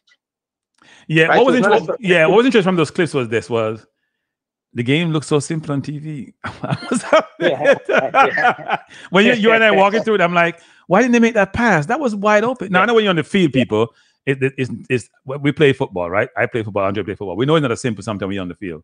But I'm telling you, when we're walking through these things, we're saying, well, why didn't he pass it to this person? This person's open. That's not.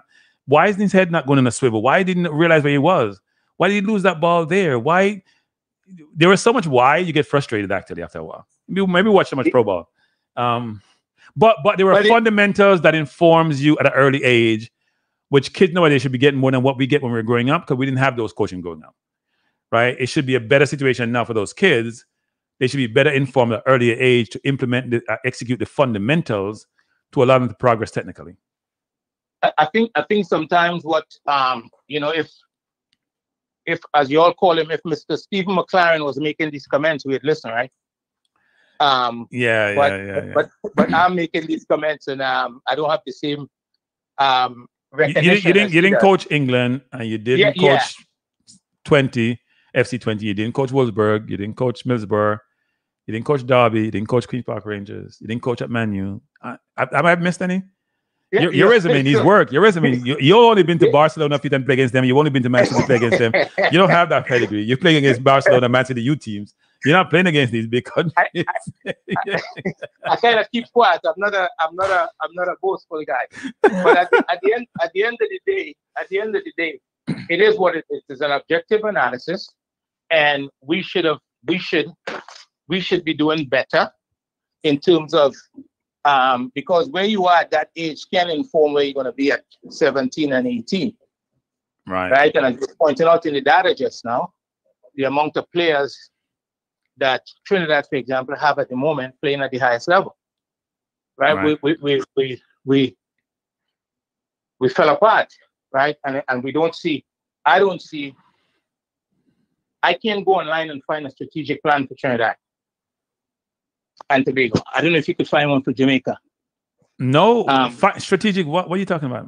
That's a foreign language in the Caribbean, right? And I think people get into the feeling sometime when you put things together. But I would let's discuss, because one of the things that that happened too. I listened to the coach before the tournament, right? I listened to the which is somebody you should try to get on and discuss the tournament with him. Oh, you mean the coach? You mean the coach for Jamaica or the coach for Trinidad? No, the GenSec of the CFP. Oh, the GenSec of the CFP. Okay. He said the concept and the purpose of the tournament is development. Right? He said that. That was clear. Right. And then I heard the under-14 coach for Trinidad and Tobago saying that his only purpose is to win it all. Right. How does that affect the players? Does it create tension? Does it create an anxiety? Is that the reason why they didn't perform as well as he expected them to? So we have to understand the emotions of the players. We have to understand, we have to this is not just about the technical aspect of the game and the tactical aspect. There's a lot of things that we need to take into consideration. So if I'm a young player and I'm here and I'm preparing for this tournament, and our first exposure, and then the coach starts to talk about winning it all, how does that affect me mentally? Yeah, but don't you have to create competition? Don't you have to build in their minds from now that they have to be competitive, because it's all about competition and it's all about winning eventually? The way you deliver that, you want to win. You want to win every small-sided game in training.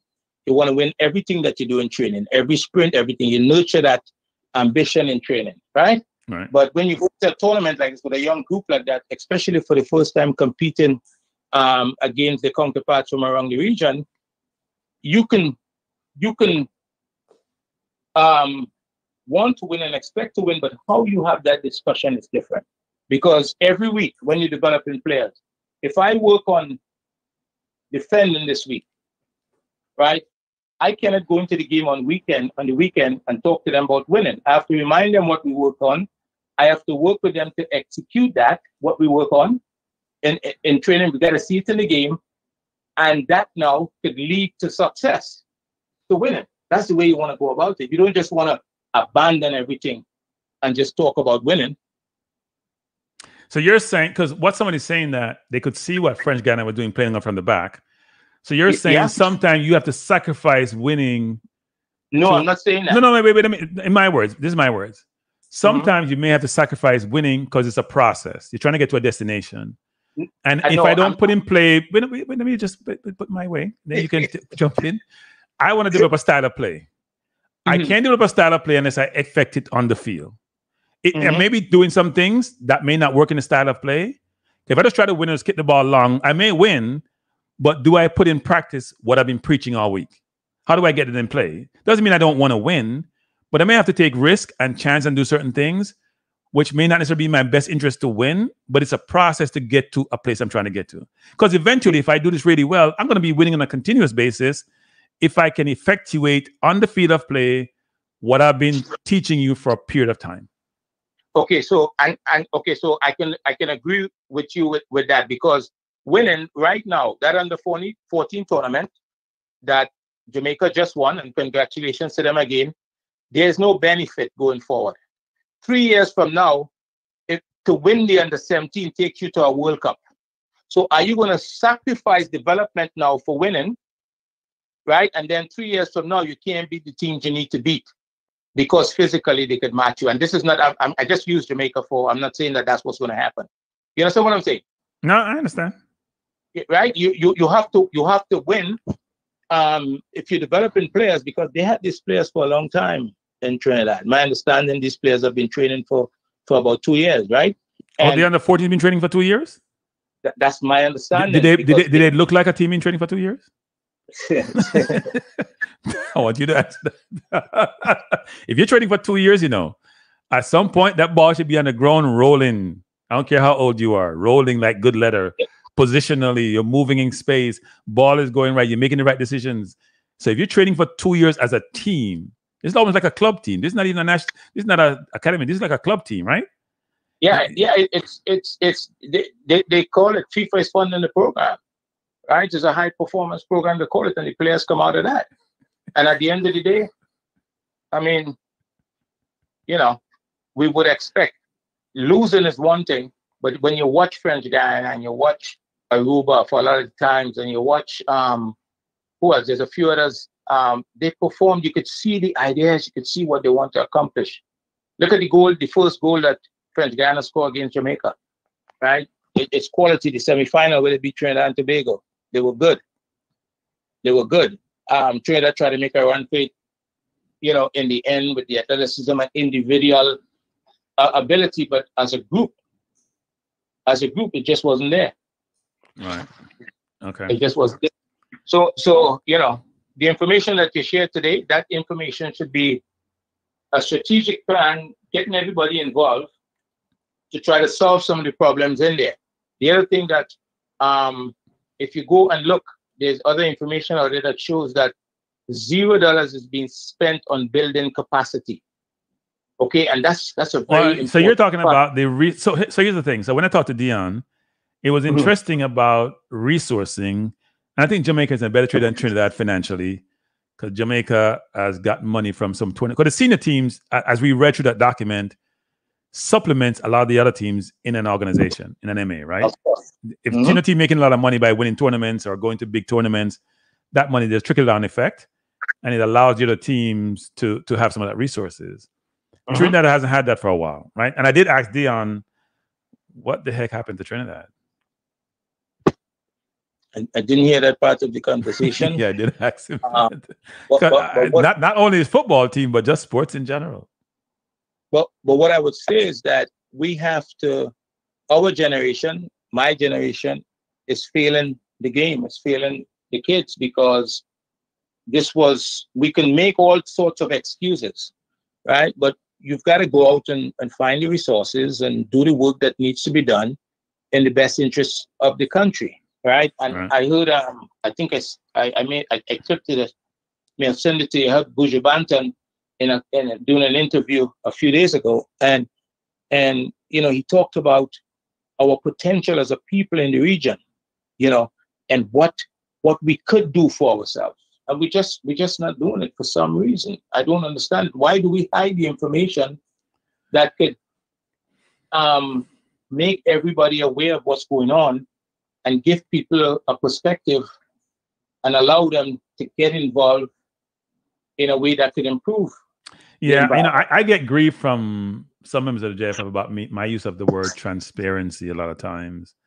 I don't think they realize and understand that the secrecy of that organization, the lack of transparency, just create more distrust amongst its constituents and its stakeholders.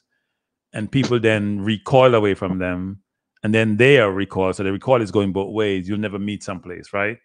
I don't know what's so secretive about this, why it wouldn't be disseminated and communicated to the public in general or to certain stakeholders. I am amazed at that, actually, especially given you can show your constituent, here is where we are and look where the other countries are.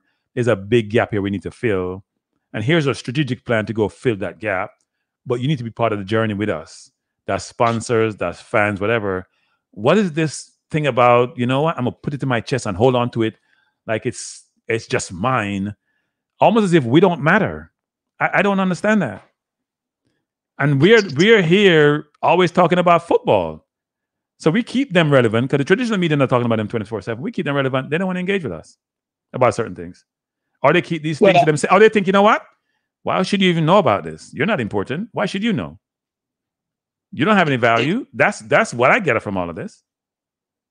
Look, somebody saying this Trinidad just don't have the same level of talent as Jamaica. That's not an accurate statement, right? That if you're talking about what's on the island, that's a different conversation. Jamaica's I think people have this tinted glasses on and they're looking in the mirror and they're seeing false things come back. You take away those people you guys call rejects and look what the team looked like. When Jamaica played Trinidad, when they had local players in Trinidad and Jamaica, a home and away, was it last year? Trinidad beat us one game and drew the other game. The talent level ain't that different, people. Stop saying that. It ain't no different. When we go get the exports, as you guys call them, or rejects as you call them, you guys like to denigrate people and belittle them when they're citizens of the country, then it's a different story. Because Trinidad didn't export human capital like we did, at least to the UK anyway. They export to America like we did, but they didn't do to the UK. So they don't have that to call upon. We do. We ain't no better. Stop making up that nonsense. We don't know better. Go look at the talent we have locally produced. We ain't no better. Yeah, I think sometimes we have to, be a little bit more informed about the things that we discuss. I heard a conversation last week about, whether or not Adidas and Arsenal is making money off of the culture, right? And it takes a few seconds to find out that this has to do with their relationship with the African supporters, right? And in terms of the colors and it's just we need to have discussions that could advance our society, and the football at the moment is where it is because we just kind of say what we want, everybody do what they want, and we can't get together, right? You pointed out some countries that is producing players at a rate that shouldn't exist per capita, right? Yep. For the size of the country. But they're doing it year in and year out. And I believe we can do it, but we spend a lot of time talking about why we cannot do it, what we don't have.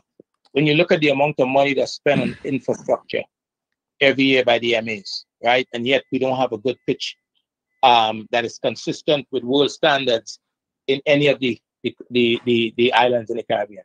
I'm talking about. I think the people in the Caribbean, some of them, I'm not going to say all of them, are all about positions. I have this position. It gives me this access. It gives me this notoriety. It gives me this profile. They're not thinking about the country. And some of them are not competent enough to be in their roles. That's a fact. They don't have the vision. They don't have strategic thinking. They don't have the intellectual capital. They don't have the know-how. They don't have the relationships. They don't have the connections. But they can't see it because they can't see far from the mirror they're looking into. And they're holding on to those positions because they've set up the system where the system will not change and they will always have their positions. It ain't gonna change. Well, we can't change it. Well, I think there's a direct relationship between the USA spend of the FIFA money that they get. They spend $750,000 on capacity building. That's educating the people that have responsibility within the MAs. Right? Jamaica spent 119,000, and Trinidad and Tobago spent zero. I did see that zero, by the way. And most of their money goes to operational costs, right? It's about Trinidad spent about 70% on operational costs, or 77%, between 50-something% for. I think everybody does 550. I think. No. Here's the thing, though. They had travel broken out separately, so they had about 14% plus another 50-something%, up to about 70-something%. Jamaica had only 50-something%, I think. That was operational in nature, which you expect, right? Because a lot of money to run your organization on a day-to-day basis. But they had a little bit that committed to, depends on how the label is, frankly, capacity or, yeah. Interesting. But capacity building is an important piece. And you could see that the US is investing in that, right? And maybe there's a relationship there between the people continuing to educate themselves and the job that they do. So, right? Yeah. Because another thing you could see is that they are drawing down 100% of the revenue that FIFA offers, and the Caribbean islands, they don't get to 100% sometimes of the requests that they make. Yeah. So these are things that I'm not sure. Well, the Caribbean islands are not using their influence. When you have numbers to vote, you vote as a block. It's like Jewish community in New York, for example. Especially our city community, they vote as a block. They're saying, we want these things. You want our vote? Here's what we got to do. Right? But they do it in secret. They're not out and running their mouths in public domain about how we vote, so everyone can know. But they're going to get what they want because they do it in private, and they vote as one because they're a very together community. We're never together in the region or even within the country, much less to be together. The U.S., as you and I talked about the other day, the U.S. has a bond they've issued for $200 million. Let me repeat, people. They issued a bond for $200 million with the goal of using the funding from that bond that they're issuing to build out this facility out in Atlanta. What's it? 14-acre facility for their national teams. I think they have, how many national teams they have? About 17? Whatever number. It's a big number. 200. How do you compete with that, Andre? How do you compete with that? You could compete. It's hard to compete with that. And well, you know what? That money gonna allow them to do a lot of things. Not only buy the land, build the facilities, get coaches, get the sciences. There's so much that allows you to do. But having said that, as we talked about, Senegal only have 1,000 per capita. It's poor dirt, and they're in the top 20 in the world.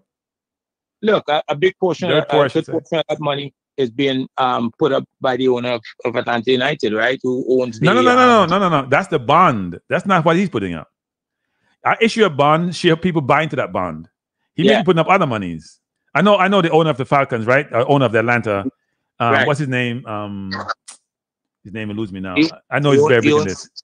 Arthur Blank. Arthur Blank, yes. Arthur Blank, yeah. Interesting. He owns Home Depot as well, right? So these guys are guys with resources. And he gives me 10% discount, so I shouldn't complain. So how do we get the people on the island with the resources to get involved, right? And that word that you use, that that word starts with a T. It starts with a T. No. It's another T. It's another T. There are two T's. Right. It's TT. It's TT. It's TT. Trust and transparency. Right. If that exists, I think people could and for me, I think it's easy. Just bring people around the table and have them be part of what you're trying to accomplish. Yeah. So one thing before you say, Andre, people, let me say this. First of all, I appreciate all the likes. They're exceeding the people in the chat, even though there's more people come and go. If you haven't subscribed yet, please do so, because I'm getting very discouraged about the subscription process. When I first started this channel, in the first 3 weeks, I had 1,000 subscribers. In the last 2 months, I've had about 7 subscribers. It ain't working for me, people. Can't keep doing this. I spend so much time to do this. I'm not get the subscriber. Then may I waste all the time and waste some time. That's how I'm have to say. Go ahead, Andre. Yeah, you might have to use a little hikmah. No, I might have to retire again from doing this and do something else. So I'm thinking about doing. I use a little Use a little honey sometimes. I've tried honey. It doesn't work. The honey don't work. Yeah. Look, I think the region needs more of these conversations, and I think people cannot be afraid. People cannot be afraid to have the discussions. I think one of the things is there's so many people that might feel that they do need something or would need something, so they're afraid to chime in. You understand what I'm saying? Yeah. So it makes it difficult for the conversation to take place. So I don't know. It needs to keep. It must keep happening, and people have to give account. People have to give account for if you're holding a position and you are expected to produce, and you don't produce, you have to give account for that. You can't just treat it like nothing happened. And that's been going on. That's been going on for a long time. Right. So I don't want nobody to beat me. Congratulations to the Jamaican under 14 team for winning the tournament. That there's somebody had to win it. Somebody had to win it, and they did. That's a damning statement. If you're gonna say somebody had to win it, no, somebody. Because when I look at tournaments and teams, I'm saying this team played brilliantly, right? They look good. They play well. I could say philosophy, style of play, move the ball well, position well. You can have these laudatory comments and complimentary comments about their play and how they play. If I'm saying somebody had to win, that means, you know what? Hey, it is what it is. When you look at, if you look at the game from an objective perspective, yeah, and you look at the teams and you look at the two top teams in the region and their ability to create attacking shape, as I said before, to break lines, to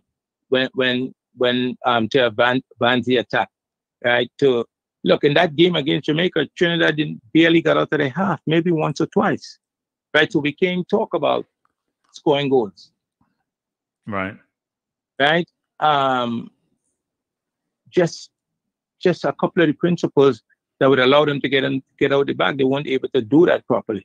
So there's a lot of work to do, and we have a lot of experts in the region. A lot of experts, but we need to start to see that expertise bear fruit. I'm not going to say we have a lot of experts. We have a lot of people in the region who are involved in football. Experts is a term we shouldn't use. Like using the word world class. World class. We better be very careful with that word. Yeah, I'm being. When you're an expert, unless you're being sarcastic. Yeah. Right. If you're an expert, that means you're proficient in that discipline.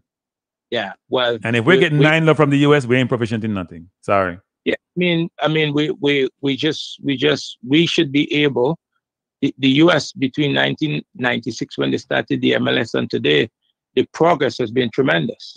Yeah. Right. And I don't want to use comparison though, because they got too much money. They can burn money. I want to do the Uruguay comparison. I want to do the Croatia comparison, and I want to leverage Spain. That's what I've been beaten to death in this channel for a while now. I want to look at people who say, no, they have a lot of resources. At the Senegal, for example, at the Worlds. Those are the ones I want to look at. If my per capita is 15K or 1K or 16K, by the way, I didn't realize Trinidad's per capita was that big. It's 16K. I think Jamaica isn't Jamaica like 6K or 8K, whatever number. Remember, Jamaica is considered a developing country now. Remember that. So Trinidad is not developing? No, Trinidad is not considered a development country. Trinidad is considered a first world country. Go look at it. And your crime is first world too.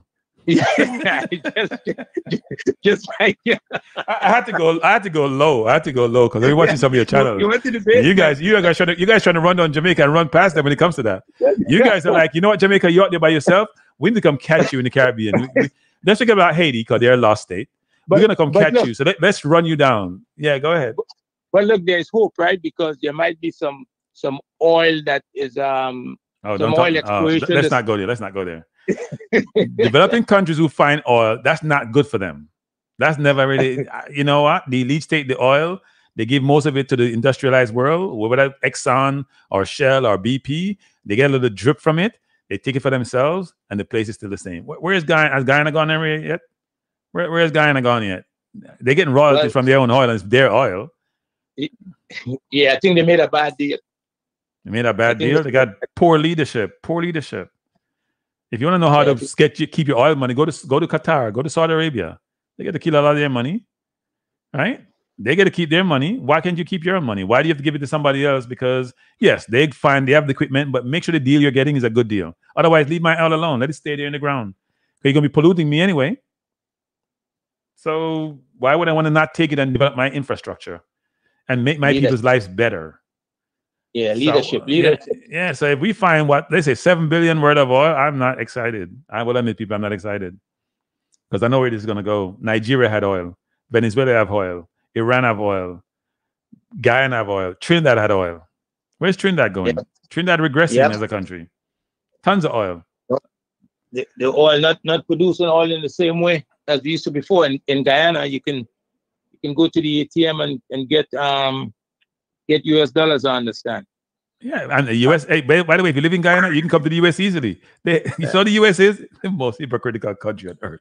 You're Guyanese, you ain't got to struggle to get no visa no more. You can get a visa easily. You from Guyana tell me that, well, it's not a problem to get visas anymore. Some people can confirm if you're Guyanese, by the way. But I heard it's not like in Jamaica where I go in these long lines and struggle to get a visiting visa, for Christ's sake. In Guyana, you can get those visas easily nowadays. You got oil. Oil gives you a lot of latitude.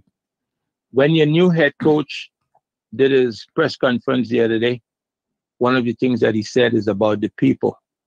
And I think that's a concept that we need to understand better in the region. What does that mean? Right? And start to work. I think if we start to work that way, then we'll have a lot more progress. Right? When I read the strategic plan for countries like Qatar, who's, when they're trying to get the World Cup and stuff, Saudi Arabia with the Pro League, in the very early pages, the whole idea, as far as they're concerned, it's in there. It's about their people, right? The next generation, there's that concept, and we can find all sorts of things we can talk about as distraction. But the idea that they're making the investment for their people, I think that's a real idea. I think there's a genuine respect in some places of the world for the people. I'm not sure the level of respect is in certain parts of the Caribbean for the people. People doesn't mean the people who run the country, who have all the millions and multi-millions. It's the humanity in us about how we treat each other and we respect each other. And the only way I should look down on people if I'm going to lift you up, not push you down, that's the people. And as human beings, I'm not sure why we're not exhibiting much more of that. We have this elitist attitude sometimes about how we engage, about people who have resources. We give them much more respect and we don't respect each other. We don't collate. We don't engage as well as we should. We don't think of people as brothers and sisters. We think about people as individuals. And it starts in the home and manifests itself to the society at large. I don't want to come here and preach, but it's just very frustrating to see. And so it doesn't mean that a lot of people who are of diverse persuasion are not doing well in the world. To the contrary, a lot of them are doing well. But there are a lot of them, too many of them, who are not doing well. And we're not supporting them like we should. And it translates back to the football. I don't think certain of the MAs have any respect for the constituent in the Caribbean and stakeholders in the Caribbean. That's why they operate the way they do. There's no reason. And by the way, people, when I did read that Gleaner article and went through it in detail, and I did say that Gleaner was disrespecting some of the people who were born outside Jamaica because they were, calling them transient and what do they call them? And just want to play international football. Whoever wrote that article. No, it wasn't who wrote it. It was an editorial by people who know better, but part of the elite in Jamaica, they don't do better, even though they know better. They did mention, though, they didn't understand why the Jamaica Football Federation wasn't sharing the document, the one I just went through a while ago for Trinidad, why they weren't sharing it and disseminating the document. They didn't understand why. They said they should share it. I don't think the JFF have any perspective or any desire to share it. And JFF, why aren't you sharing the document? There's no reason not to share it. If it makes you look bad because you haven't achieved some of the things, so what? We know where you are. We have a bad idea anyway. You ain't going to do anything there that's worse than what we think it is, because it is what it is. We know where you are and what you're doing. When we get 9 love and 11 love, we know where we are. You don't got to tell us where we are. You ain't got to hide anything about where you are and like a strategy that you're employing and deploying. We know. Trust me. If you share it, we can see how we can. In fact, we may have empathy and sympathy with you if you share it, because we're going to say, you know what? Look what the first world countries have. Look what the top 50 have. You know what? Let's work as a collective, as a people, to try to help our football get better. What can each segment of the stakeholder community contribute to the holistic program to help it get better? But when you try to put down your arm and tighten up like it's only yours, because you're the only Jamaicans, it's ridiculous. and it makes no sense, frankly. I think I see a pattern in the region where it's better to keep people uninformed, and that's how we can maintain, for lack of a better word, control. And if you don't have the information, right, like you're an intelligent person, you can process stuff. If you don't have the information and you talk about something that and there's any inaccuracy about what you said, they can say, well, that's not the case, right? We do this. So, for example, if I say, well, Trinidad doesn't have a strategic plan, somebody's going to say to me, yes, we do. You understand what I'm saying? Right. Yes, we do. I have one. So where is it? Why can't we all have it? Right? Because we're all interested in the progress of the country, not just the football, but the progress of the country. And yeah. Go ahead, Andre. I don't know what the numbers are for Trinidad, but you pointed out how much capital is being sent back to Jamaica on a yearly basis, right? Yeah, it's 3-point-something billion people. So those rejects, those Jamaican rejects who went overseas to go live to better them lives, to England and Canada and US, sending back $3 billion plus to Jamaica. Hey, people, no conceive that. No, use Jamaica dollars. It's 300 plus billion. It's more than 300 billion. What am I talking about? It's $450 billion. They send it back to Jamaica. Jamaican dollars sent back to Jamaica. And I send back enough money. In fact, you know, at one point, Western Union started having the Jamaica thing. We were sending back so much money, we're probably supporting Western Union. Us, Mexico, and a few more countries. I think we were in the top 18 in the world, sending back money of people who migrate, and we only have a population of 3 million people on the island. So we are sending back a ton of money, but have no respect for we. None. If we work together, I think we could accomplish much more together. Of course. And this idea that just a few people want to hold on and feel that they can do it by themselves, it really doesn't. But the best thing you can do, Andre, is that if you communicate this information to the general public and people all contribute to the conversation, you're going to get ideas that you haven't thought about. You're going to think about resources you haven't talked about. You're going to think about things you can leverage you haven't thought about. You don't have a monopoly on intellect and information and the volume of information and the universe of information out there. So if you go out and leverage that intellectual capital that's across your diaspora community and your local community, you'll be amazed how much information you get in that helps you to think about some things you're doing, and you may pivot and change them. But they don't think that way. They believe that, you know what, a pure idiot we deal with, so we just do what we do because we know everything about everything. Get ready to deal with the fallout. The phone is going to be busy tonight. What fallout? I mean, come on, Andre, you know me. You see those messages you were getting? That's somebody Somebody said like 20-something messages, and they keep blowing up my phone for some reason. And I blocked. Now you know I block numbers, right? So if you can't behave yourself, you'll get blocked. I'm telling you right now, you don't behave yourself, you get blocked. We have protocols and ways of operating. Have you blocked anybody before? No comment. No comment. All right, man. All right, Andre. Thanks for calling. Appreciate it. All right, brother. Take care. All right. So that was Andre, people. Andre does run an academy where he lives, and his team do play good football. I've watched a number of the tapes of his team playing positional football. They play good football, actually. And I've seen some of the communication from some of his former players who are now in college, are playing pro. They do have a lot of respect for him, his coaching methods, and his academy. So if you hear him talking about these things, you know what he's talking about. He's not just talking about top of his head.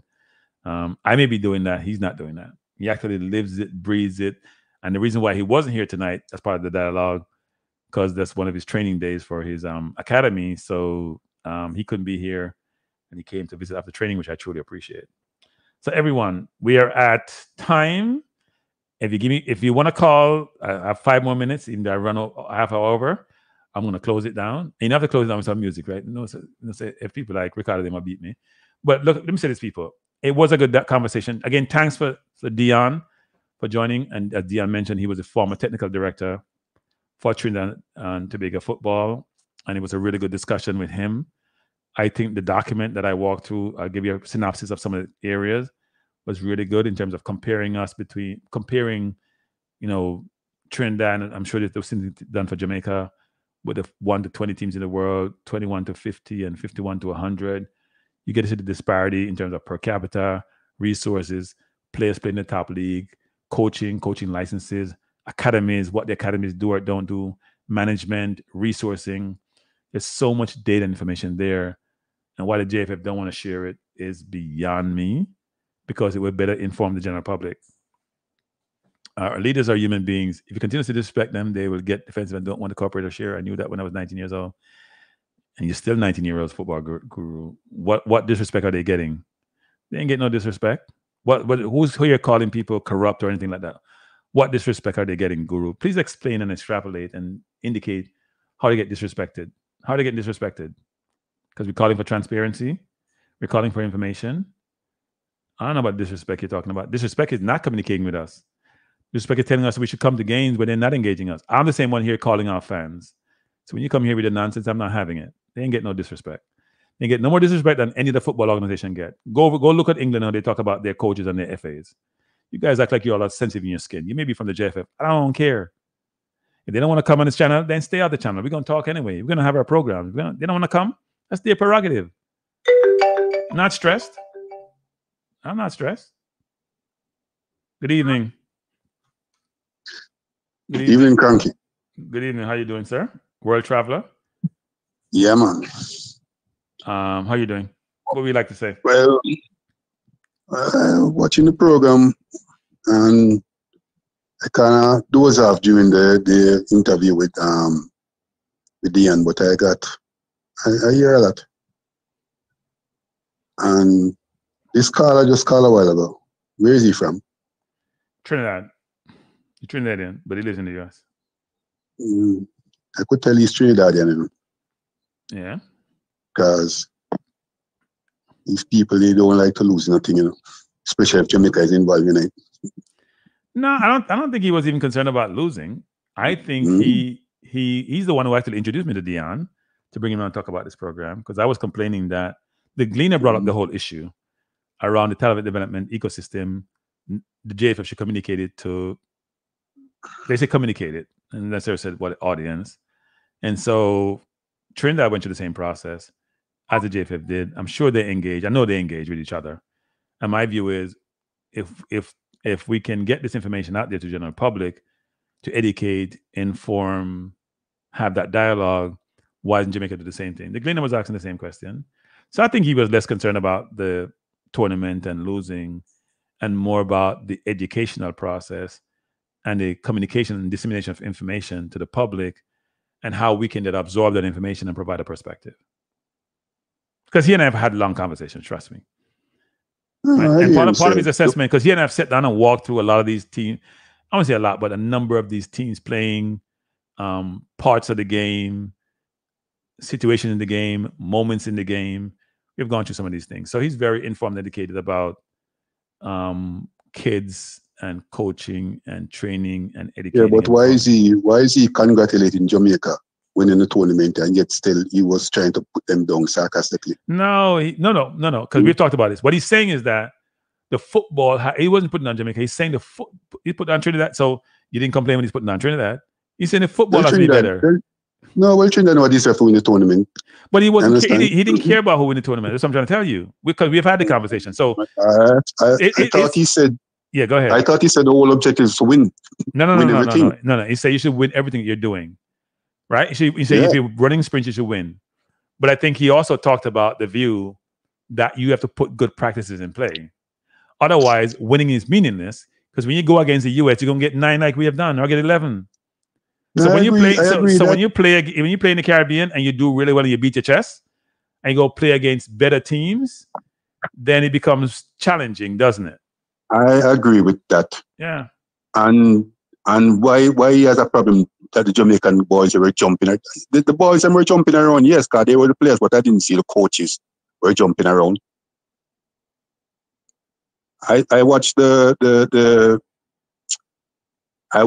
medal ceremony. Okay. And I never seen Jamaican coaching. Neither one of them was jumping around like they're this big and happy. Just the boys them. And the kids should be happy, because when you win as a kid, yes, you want to celebrate the victory. Them play. Yeah, they should be happy. They should be happy. How many times did Jamaica come from behind? I didn't watch the tournament. Only when he and I sat and go through certain things, like Trinidad playing against Jamaica and he showed me certain sectors. I didn't watch the tournament. I've decided even though I did go against my own decision not to watch teams where we have coaches. I never watch a lot of it, you know. No, I but I'm just watch saying bits and I don't watch pieces. quota teams. I watch teams where we give everybody a chance to be. No, but it's a good development tournament, you know. That's what I congratulate the CFU for. No, and look, it has its benefits. But my question is, if you keep playing up against people who are like you and similar ability, then how are you going to get better if you're not getting the right coaching? So are these kids getting the right coaching? I don't know. I haven't watched enough to make that informed decision. But what he was saying was that what he was saying was how the play was. He said, I could see French Guyana, for example, 2 years from now. But I'm not sure I can see Trinidad or Jamaica. You can't see Trinidad and Jamaica. No, not just Jamaica. It said you can't see teams like Trinidad and Jamaica who are physically more imposing. Listen, you see, Cranky, you see these Trinidadians? Yeah. I'm telling you about these Trinidadians, you know. So I can give you a little history. Is their nature. No, but I know the person. I know the person. I talk to him regularly. Things like you want to know him or not, man. I know these people. Oh, see? Lord. Anytime they're in something and Jamaica is in it, and Jamaica do better than them. World traveler. You are so way off. It's ridiculous. I'm telling you that right now. I know. This is not me guessing. You're so way off. First of all, he's always bigging up Jamaica. Always bigging up Jamaica. I'm telling you this. I don't know him personally, you know. Yes, sir. I don't know him personally. But I'm saying you are off on a tangent here. You need to come back. I'm gonna bring you back.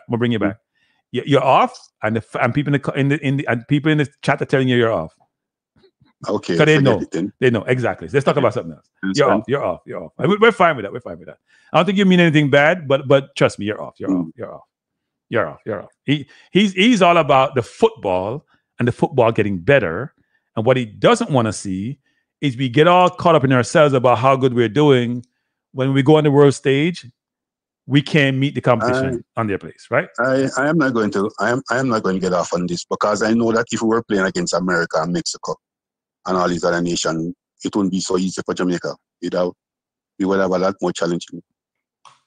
Yeah, and look, we have talked about this ad nauseum, right, on this program and other programs.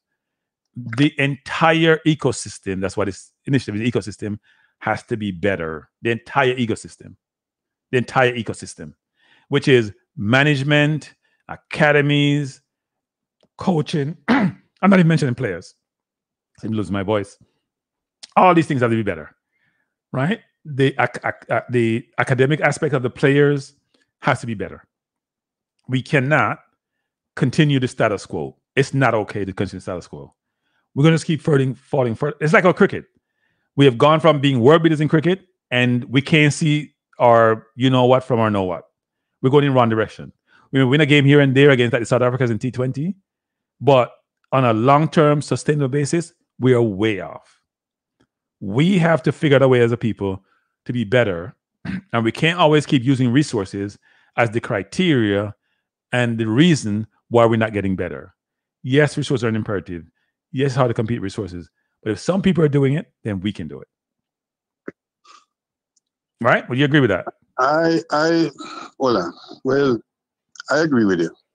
I understand, because I don't have nothing against the Eastern Caribbean. It's just that I know that they have something against me here in Jamaica. No. I think you understand? I think everybody's competitive. Yeah, go ahead. I have a history with Trinidad, because I went there. I went there one time, and I have traveled to a lot of the islands. I know I'm in the music business, right? But I never really got Trinidad. But I went there one time, and let me tell you my experience. We were going to Barbados. I think it was BWI at the time, and I was traveling with this big time singer from Jamaica. He's from a vintage group called the Pioneers. Big group who used to hit the British chart long before even Bob Marley. But he's also a friend of Eddie Grant. All right. Because they know each other from in England. But Eddie Grant is now living in Barbados. I know he's Guyanese originally, but he lives in Barbados. So we were going to his studio. You have a big studio here in Barbados. So we're going there to do some work. And he and I, both from Kingston, Norman Manley. And when we were on the flight, waiting. Them say, okay, they can't make it to Barbados straight anymore. So we have to go to Trinidad and stay overnight. Then we can catch a flight from Trinidad to Barbados. So we land in Trinidad, and he was wearing a full camouflage soldier uniform. Mm-hmm. And he and I, we never know that Trinidad have a law against wearing camouflage. I know that some other countries have the same rule. So when we land and they look at the man, and then one of the security guys said, listen, we have a law against wearing these kind of things, coming to Trinidad. So them took him and have him under long interrogation. If he's a terrorist, if he's a this, if he's a that, we have Jamaican passport, And them go on till he has to change his clothes, get his luggage, change his clothes, and they took the camouflage uniform from the guys full. And then they sent us on the way, on our way to the hotel. So we stay at the hotel. The next morning, we are leave. He decided that he want back his clothes. So you go ask for it. And this little Indian-looking lady who was working realized he's Jamaican, and she just asked him for a passport. And then she started asking some unnecessary questions again, interrogate him again. And so I went over and I said, what is going on? We just need. She said, you're Jamaican? And I said, yeah. She said, give me your passport. And I'm stuff. I can't just question, all kind of question. I said, we just want to leave. We're going to Barbados. And they must put me in a car and they must ask all kind of unnecessary questions. So I know these people think when they see Jamaican people come through, We're traveling. Yeah. You gotta be careful with individual example to then draw a conclusion about a people. Why do I say that? Because when I was younger, and maybe when you get more seasoned, I used to get stopped by cops a lot of times because I was DWB. You know what that is? You know what DWB is?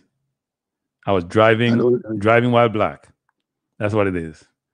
But I didn't think all policemen were bad, because I got stopped by cops who were normally Caucasian in some instances. Some of them are bad, but doesn't mean all Caucasian cops were bad. So we got to be careful when you have one bad incident to then draw a conclusion about a whole country and about how they are. Because you know what? I have had running in Jamaica custom officers, and then worse. Because you know what they do? They don't care what you said. They just turn up the, hey, I had one time a plane being held up because he was giving me a hard time and I wasn't having it. And I had to give in because I wanted to go on the plane. Are you Jamaican passport? Your US passport or Jamaican passport? I think it was British passport, actually. British at the time? Yeah. But I'm telling you, the person was being difficult and they were wrong and they weren't having it.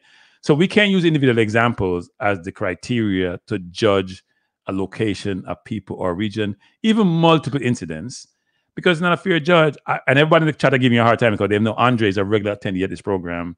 And Andre is always supportive of Jamaica and the Reggae Boys. And what Andre does is he does an independent assessment of the teams and how they play. And he's not going to let anybody influence his perspective because he does this for a living. So when people get excited about something, he would say, no, this is not right. This is not good. They haven't done A, Y, and C, because he actually knows what he's talking about. It's like you being a musician and me telling you I'm a big time DJ and you're like, Cranky, I think you should just do karaoke. Right? Same concept. Trust me, same concept. So yeah, I see somebody saying Andre are the support already. Yeah, you're off on this one. And don't be the Trinidad and them. Go back to Trinidad. I'm sure them nice. Go back to Trinidad. I'm sure them good. And don't wear a camouflage uniform. Because Trinidad has had their issue with people like with their Muslim population, and they had a big thing. They have had issues. People gonna have laws. We never know that, We never know that. You understand? Yeah, no, I understand. All right. We never know that. I'm not going to say, wicked thing will go through that day. and I can understand the frustration and the conclusions being drawn, but the conclusion that reflect of the island, the people, are my good friend Andre. All right, sir. All right, man. Thanks for the call. Appreciate it. Yeah, man. Thanks. All right, people. We'll close on the program. Because I get tired. I'm hungry. But first of all, I'm going to say this. Why everybody keeps saying unsubscribe press? What are you guys talking about? What's this about? What's this unsubscribe press about? What are we talking about, people? I've seen this dropping into my chat all through the evening. What has Presser done to be unsubscribed? Right? What is this? And Football Guru, who thinks I'm disrespecting the JFF, you sound like TikTok. You guys want to support the JFF? That's your prerogative. I don't know how you get disrespected when. So if somebody criticizes you, is that disrespecting you, or is it what it is? Have they distributed? So what I've talked about tonight. These are things. Look, I was with somebody last week at a meeting, and some information was communicated to you, which I won't say on this channel. But if you want, and this, if you talk about disrespect, if you got some of those facts, you'd be shaking your head. Okay, I'll talk to Mannings. He signed a petition for Greenwood not to play for Jamaica. Well, people, that's his prerogative, though. Why are we going to beat him for that? I don't agree with him, but why are you going to beat him for that? If he say he doesn't want Greenwood for Jamaica, that's his prerogative. He going to be the same one jumping up when he scores goals. You know how hypocritical we are. But that's their people. Let me say this. You guys sound like me beating Trump supporters, even though they deserve beating. If it's his prerogative, if he believes that the player shouldn't play for Jamaica and he's going to sign a petition. But you and I know this. If the JFF not even showed him document, we didn't care what press or say, anybody else say. The majority, I think the majority of people want him to play for Jamaica. We're not gonna have consensus, people. Right? We're not gonna have consensus. Some people are just different and they have their own view on things. It's their prerogative. Let me say this to 433 or anybody else. Let me say this, people. You're innocent until proven guilty. Right? I don't care what England says. I don't care what anybody else says. I see Getafe in Spain played him. I see he's now, you know what, people? I had this whole article I was going to read on this program, but I ran out of time about Greenwood in France. Because when you are an athlete and you're a superior athlete, you get benefits in life, which is not afforded to most people. Right? So I was reading this article in The Athletic. And I should have copied and printed and read it to you guys because it was interesting.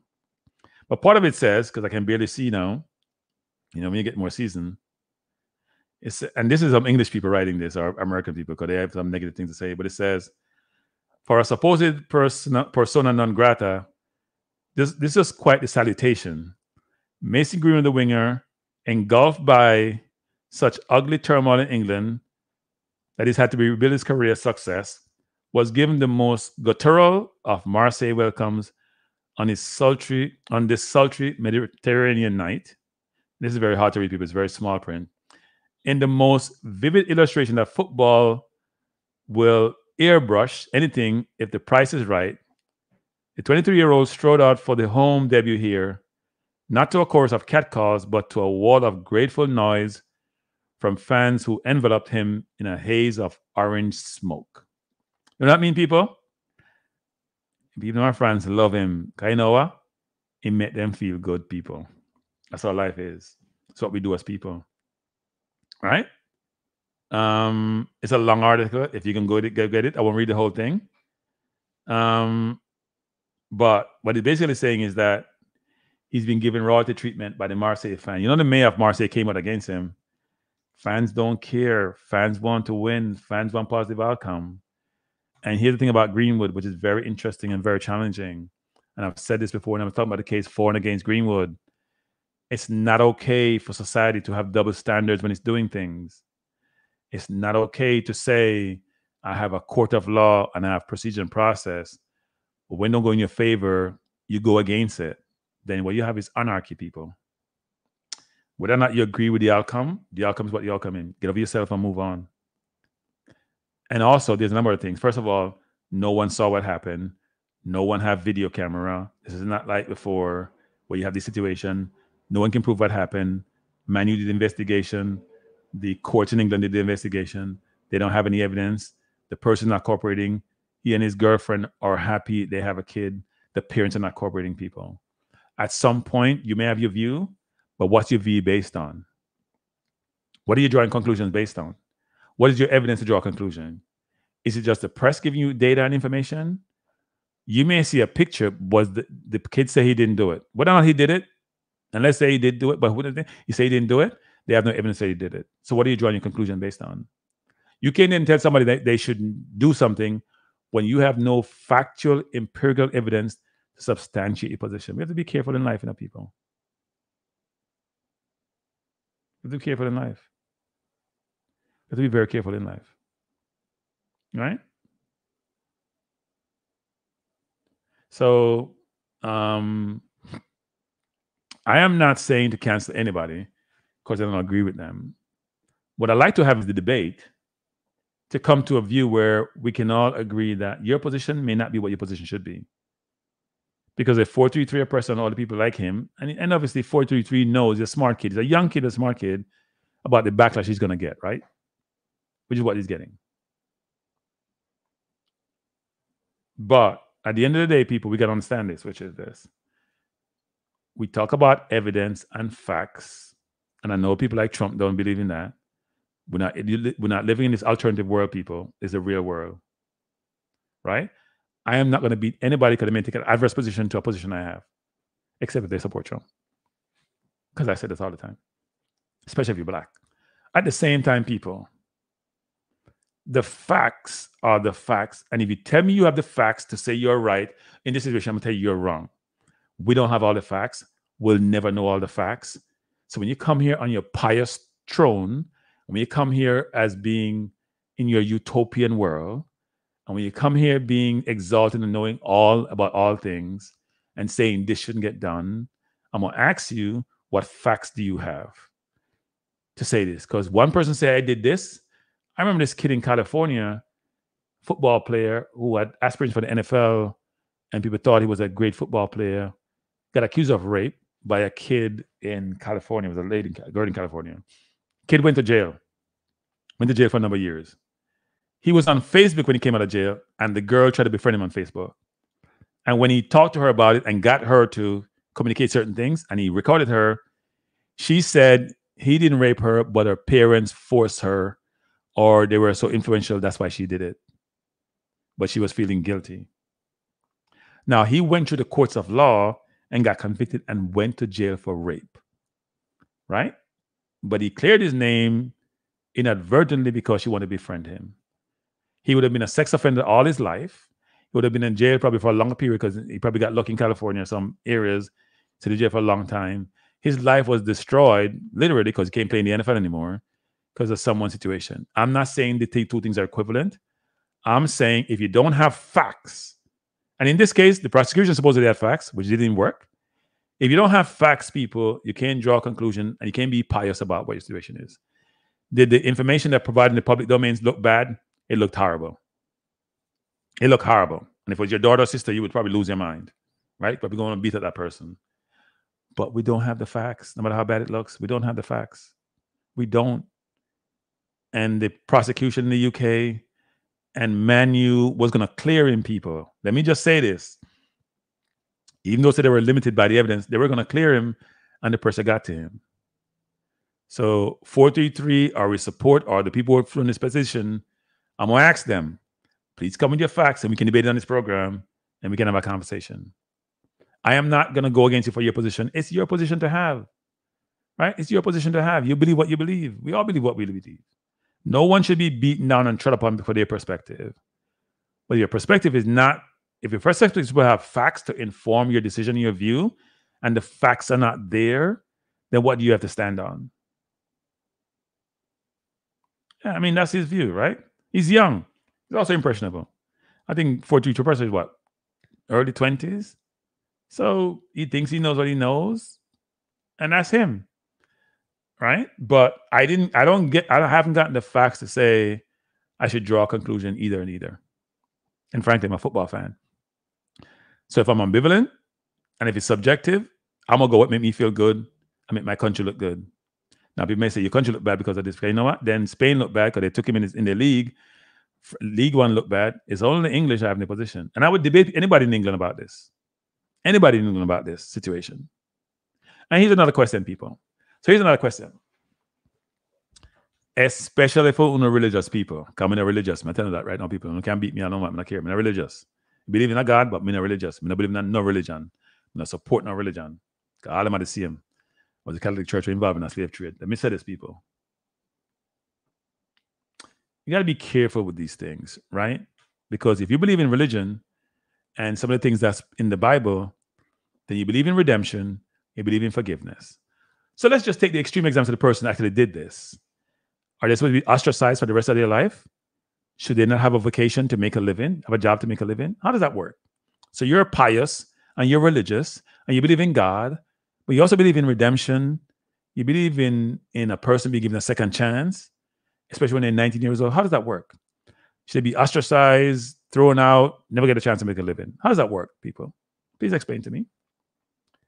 Even the person did this egregious thing. What's the redemption period? What's the reconciliation period?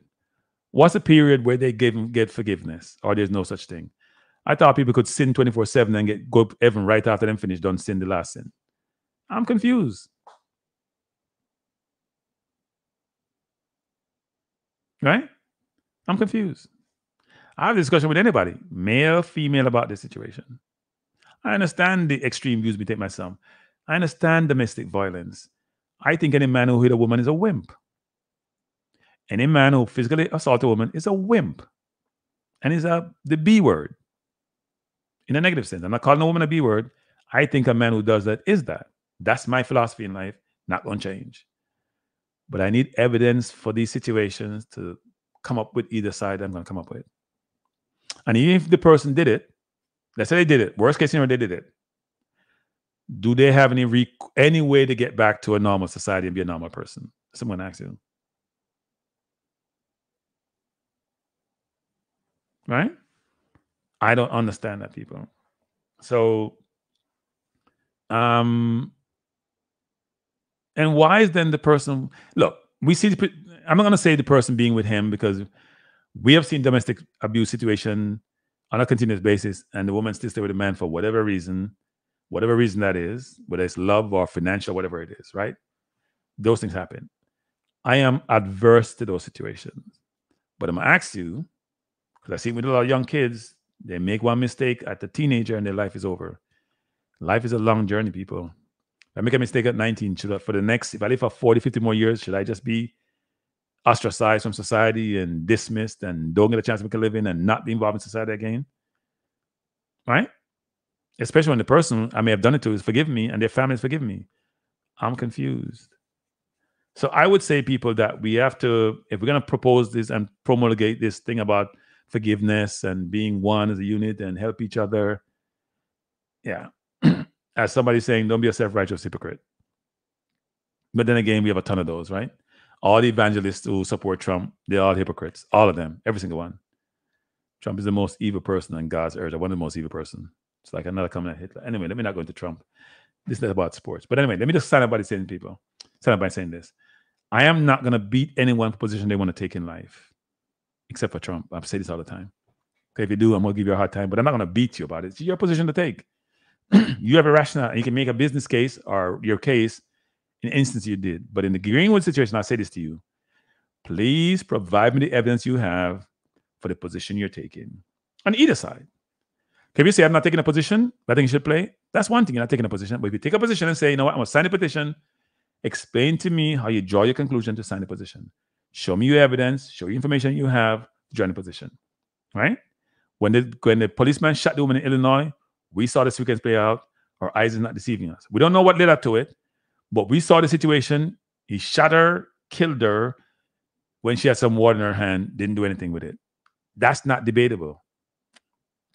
That's why police have body camera nowadays, because there was so much misconstruing about what actually happened versus what happened. So, yeah, I'm going to close up by saying this. I haven't talked to 433. I hear him getting a lot of beating. He should be canceled. I'm not canceling 433. I like talking to 433 sometimes. He has a view. He has a perspective. It's his perspective. What I would try to do is have a dialogue with him, and we come to a decision based on that dialogue, that debate, that positioning. That's the way I would do it. I want to beat you with intellect or beat you with reasoning, not just beat you for beat you's sake. That doesn't make any sense. If we want to use the word beaten in the wrong context, right? I want to inform, educate, debate, not beat, and not cancel. That's the way I see people. So I'm going to go out tonight by saying this. Thanks for being here. I appreciate you being here. I appreciate people hitting the like button. I'm going to try to up nobody. No, Claude not giving me a hard time. I'm going to go out with my my Cranky Life song because I'm going to tell me to them listen to it regularly. So people, thanks for being here. I love you being here. I appreciate you being here. And football guru, when I try to threaten nobody, but if you come across that way, can't help it. It is what it is. Have a good night, everyone. Thanks. Peace out.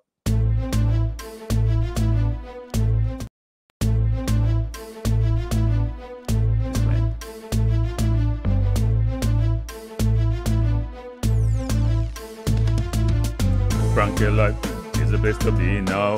For the best sports talk and it's free, yo. Cranky Life will be your guiding light by keeping you informed both day and night. Cranky Life, tell them. Cranky Life, heed them. Cranky Life, want them. Cranky Life. From the courts to the field, we'll never lose because Cranky has the hottest news. With expert analysis, we break it down. Our in-depth coverage is best in town. Cranky Life, tell them. Cranky Life, heed them. Cranky Life, want them. Cranky Life. Cranky Life, where the sports is spicy and where we keep the discussion lively. Cranky Life, get to know the name because Cranky analysis is never lame. Cranky Life, give me my Cranky Life. I want my Cranky Life. Must have my Cranky Life. Whether it's football or track and field, you know Cranky is at the wheel. So join the journey through victory and defeat and subscribe and don't miss a beat of Cranky Life. Tell them, Cranky Life. Heed them, Cranky Life. Want them, Cranky Life.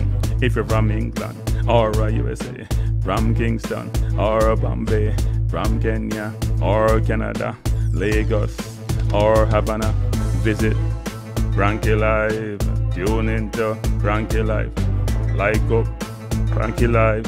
Subscribe to Cranky Life. Cranky Life coming to you on weekdays. Cranky Life sometimes on Sundays. Pull up a chair and take a seat because Cranky will always bring the heat. Cranky Life. Me say fi tell them Cranky Life. Me say fi heed them Cranky Life. On them Cranky Life. Cranky Life will be around. Cranky Life is the best in town. Me say fi heed them. Me say fi want them. Me say fi heed them. Want them, heed them, want them. Cranky Life. Cranky Life. Heed them. Want them. Heed them. Want them. Cranky Life. Cranky Life. Heed them. Want them. Heed them. Want them. Heed them. Want them. Cranky Life. Cranky Life. Cranky. Heed them. Want them. Heed them. Want them. Heed. Want. Heed. Want. Heed them.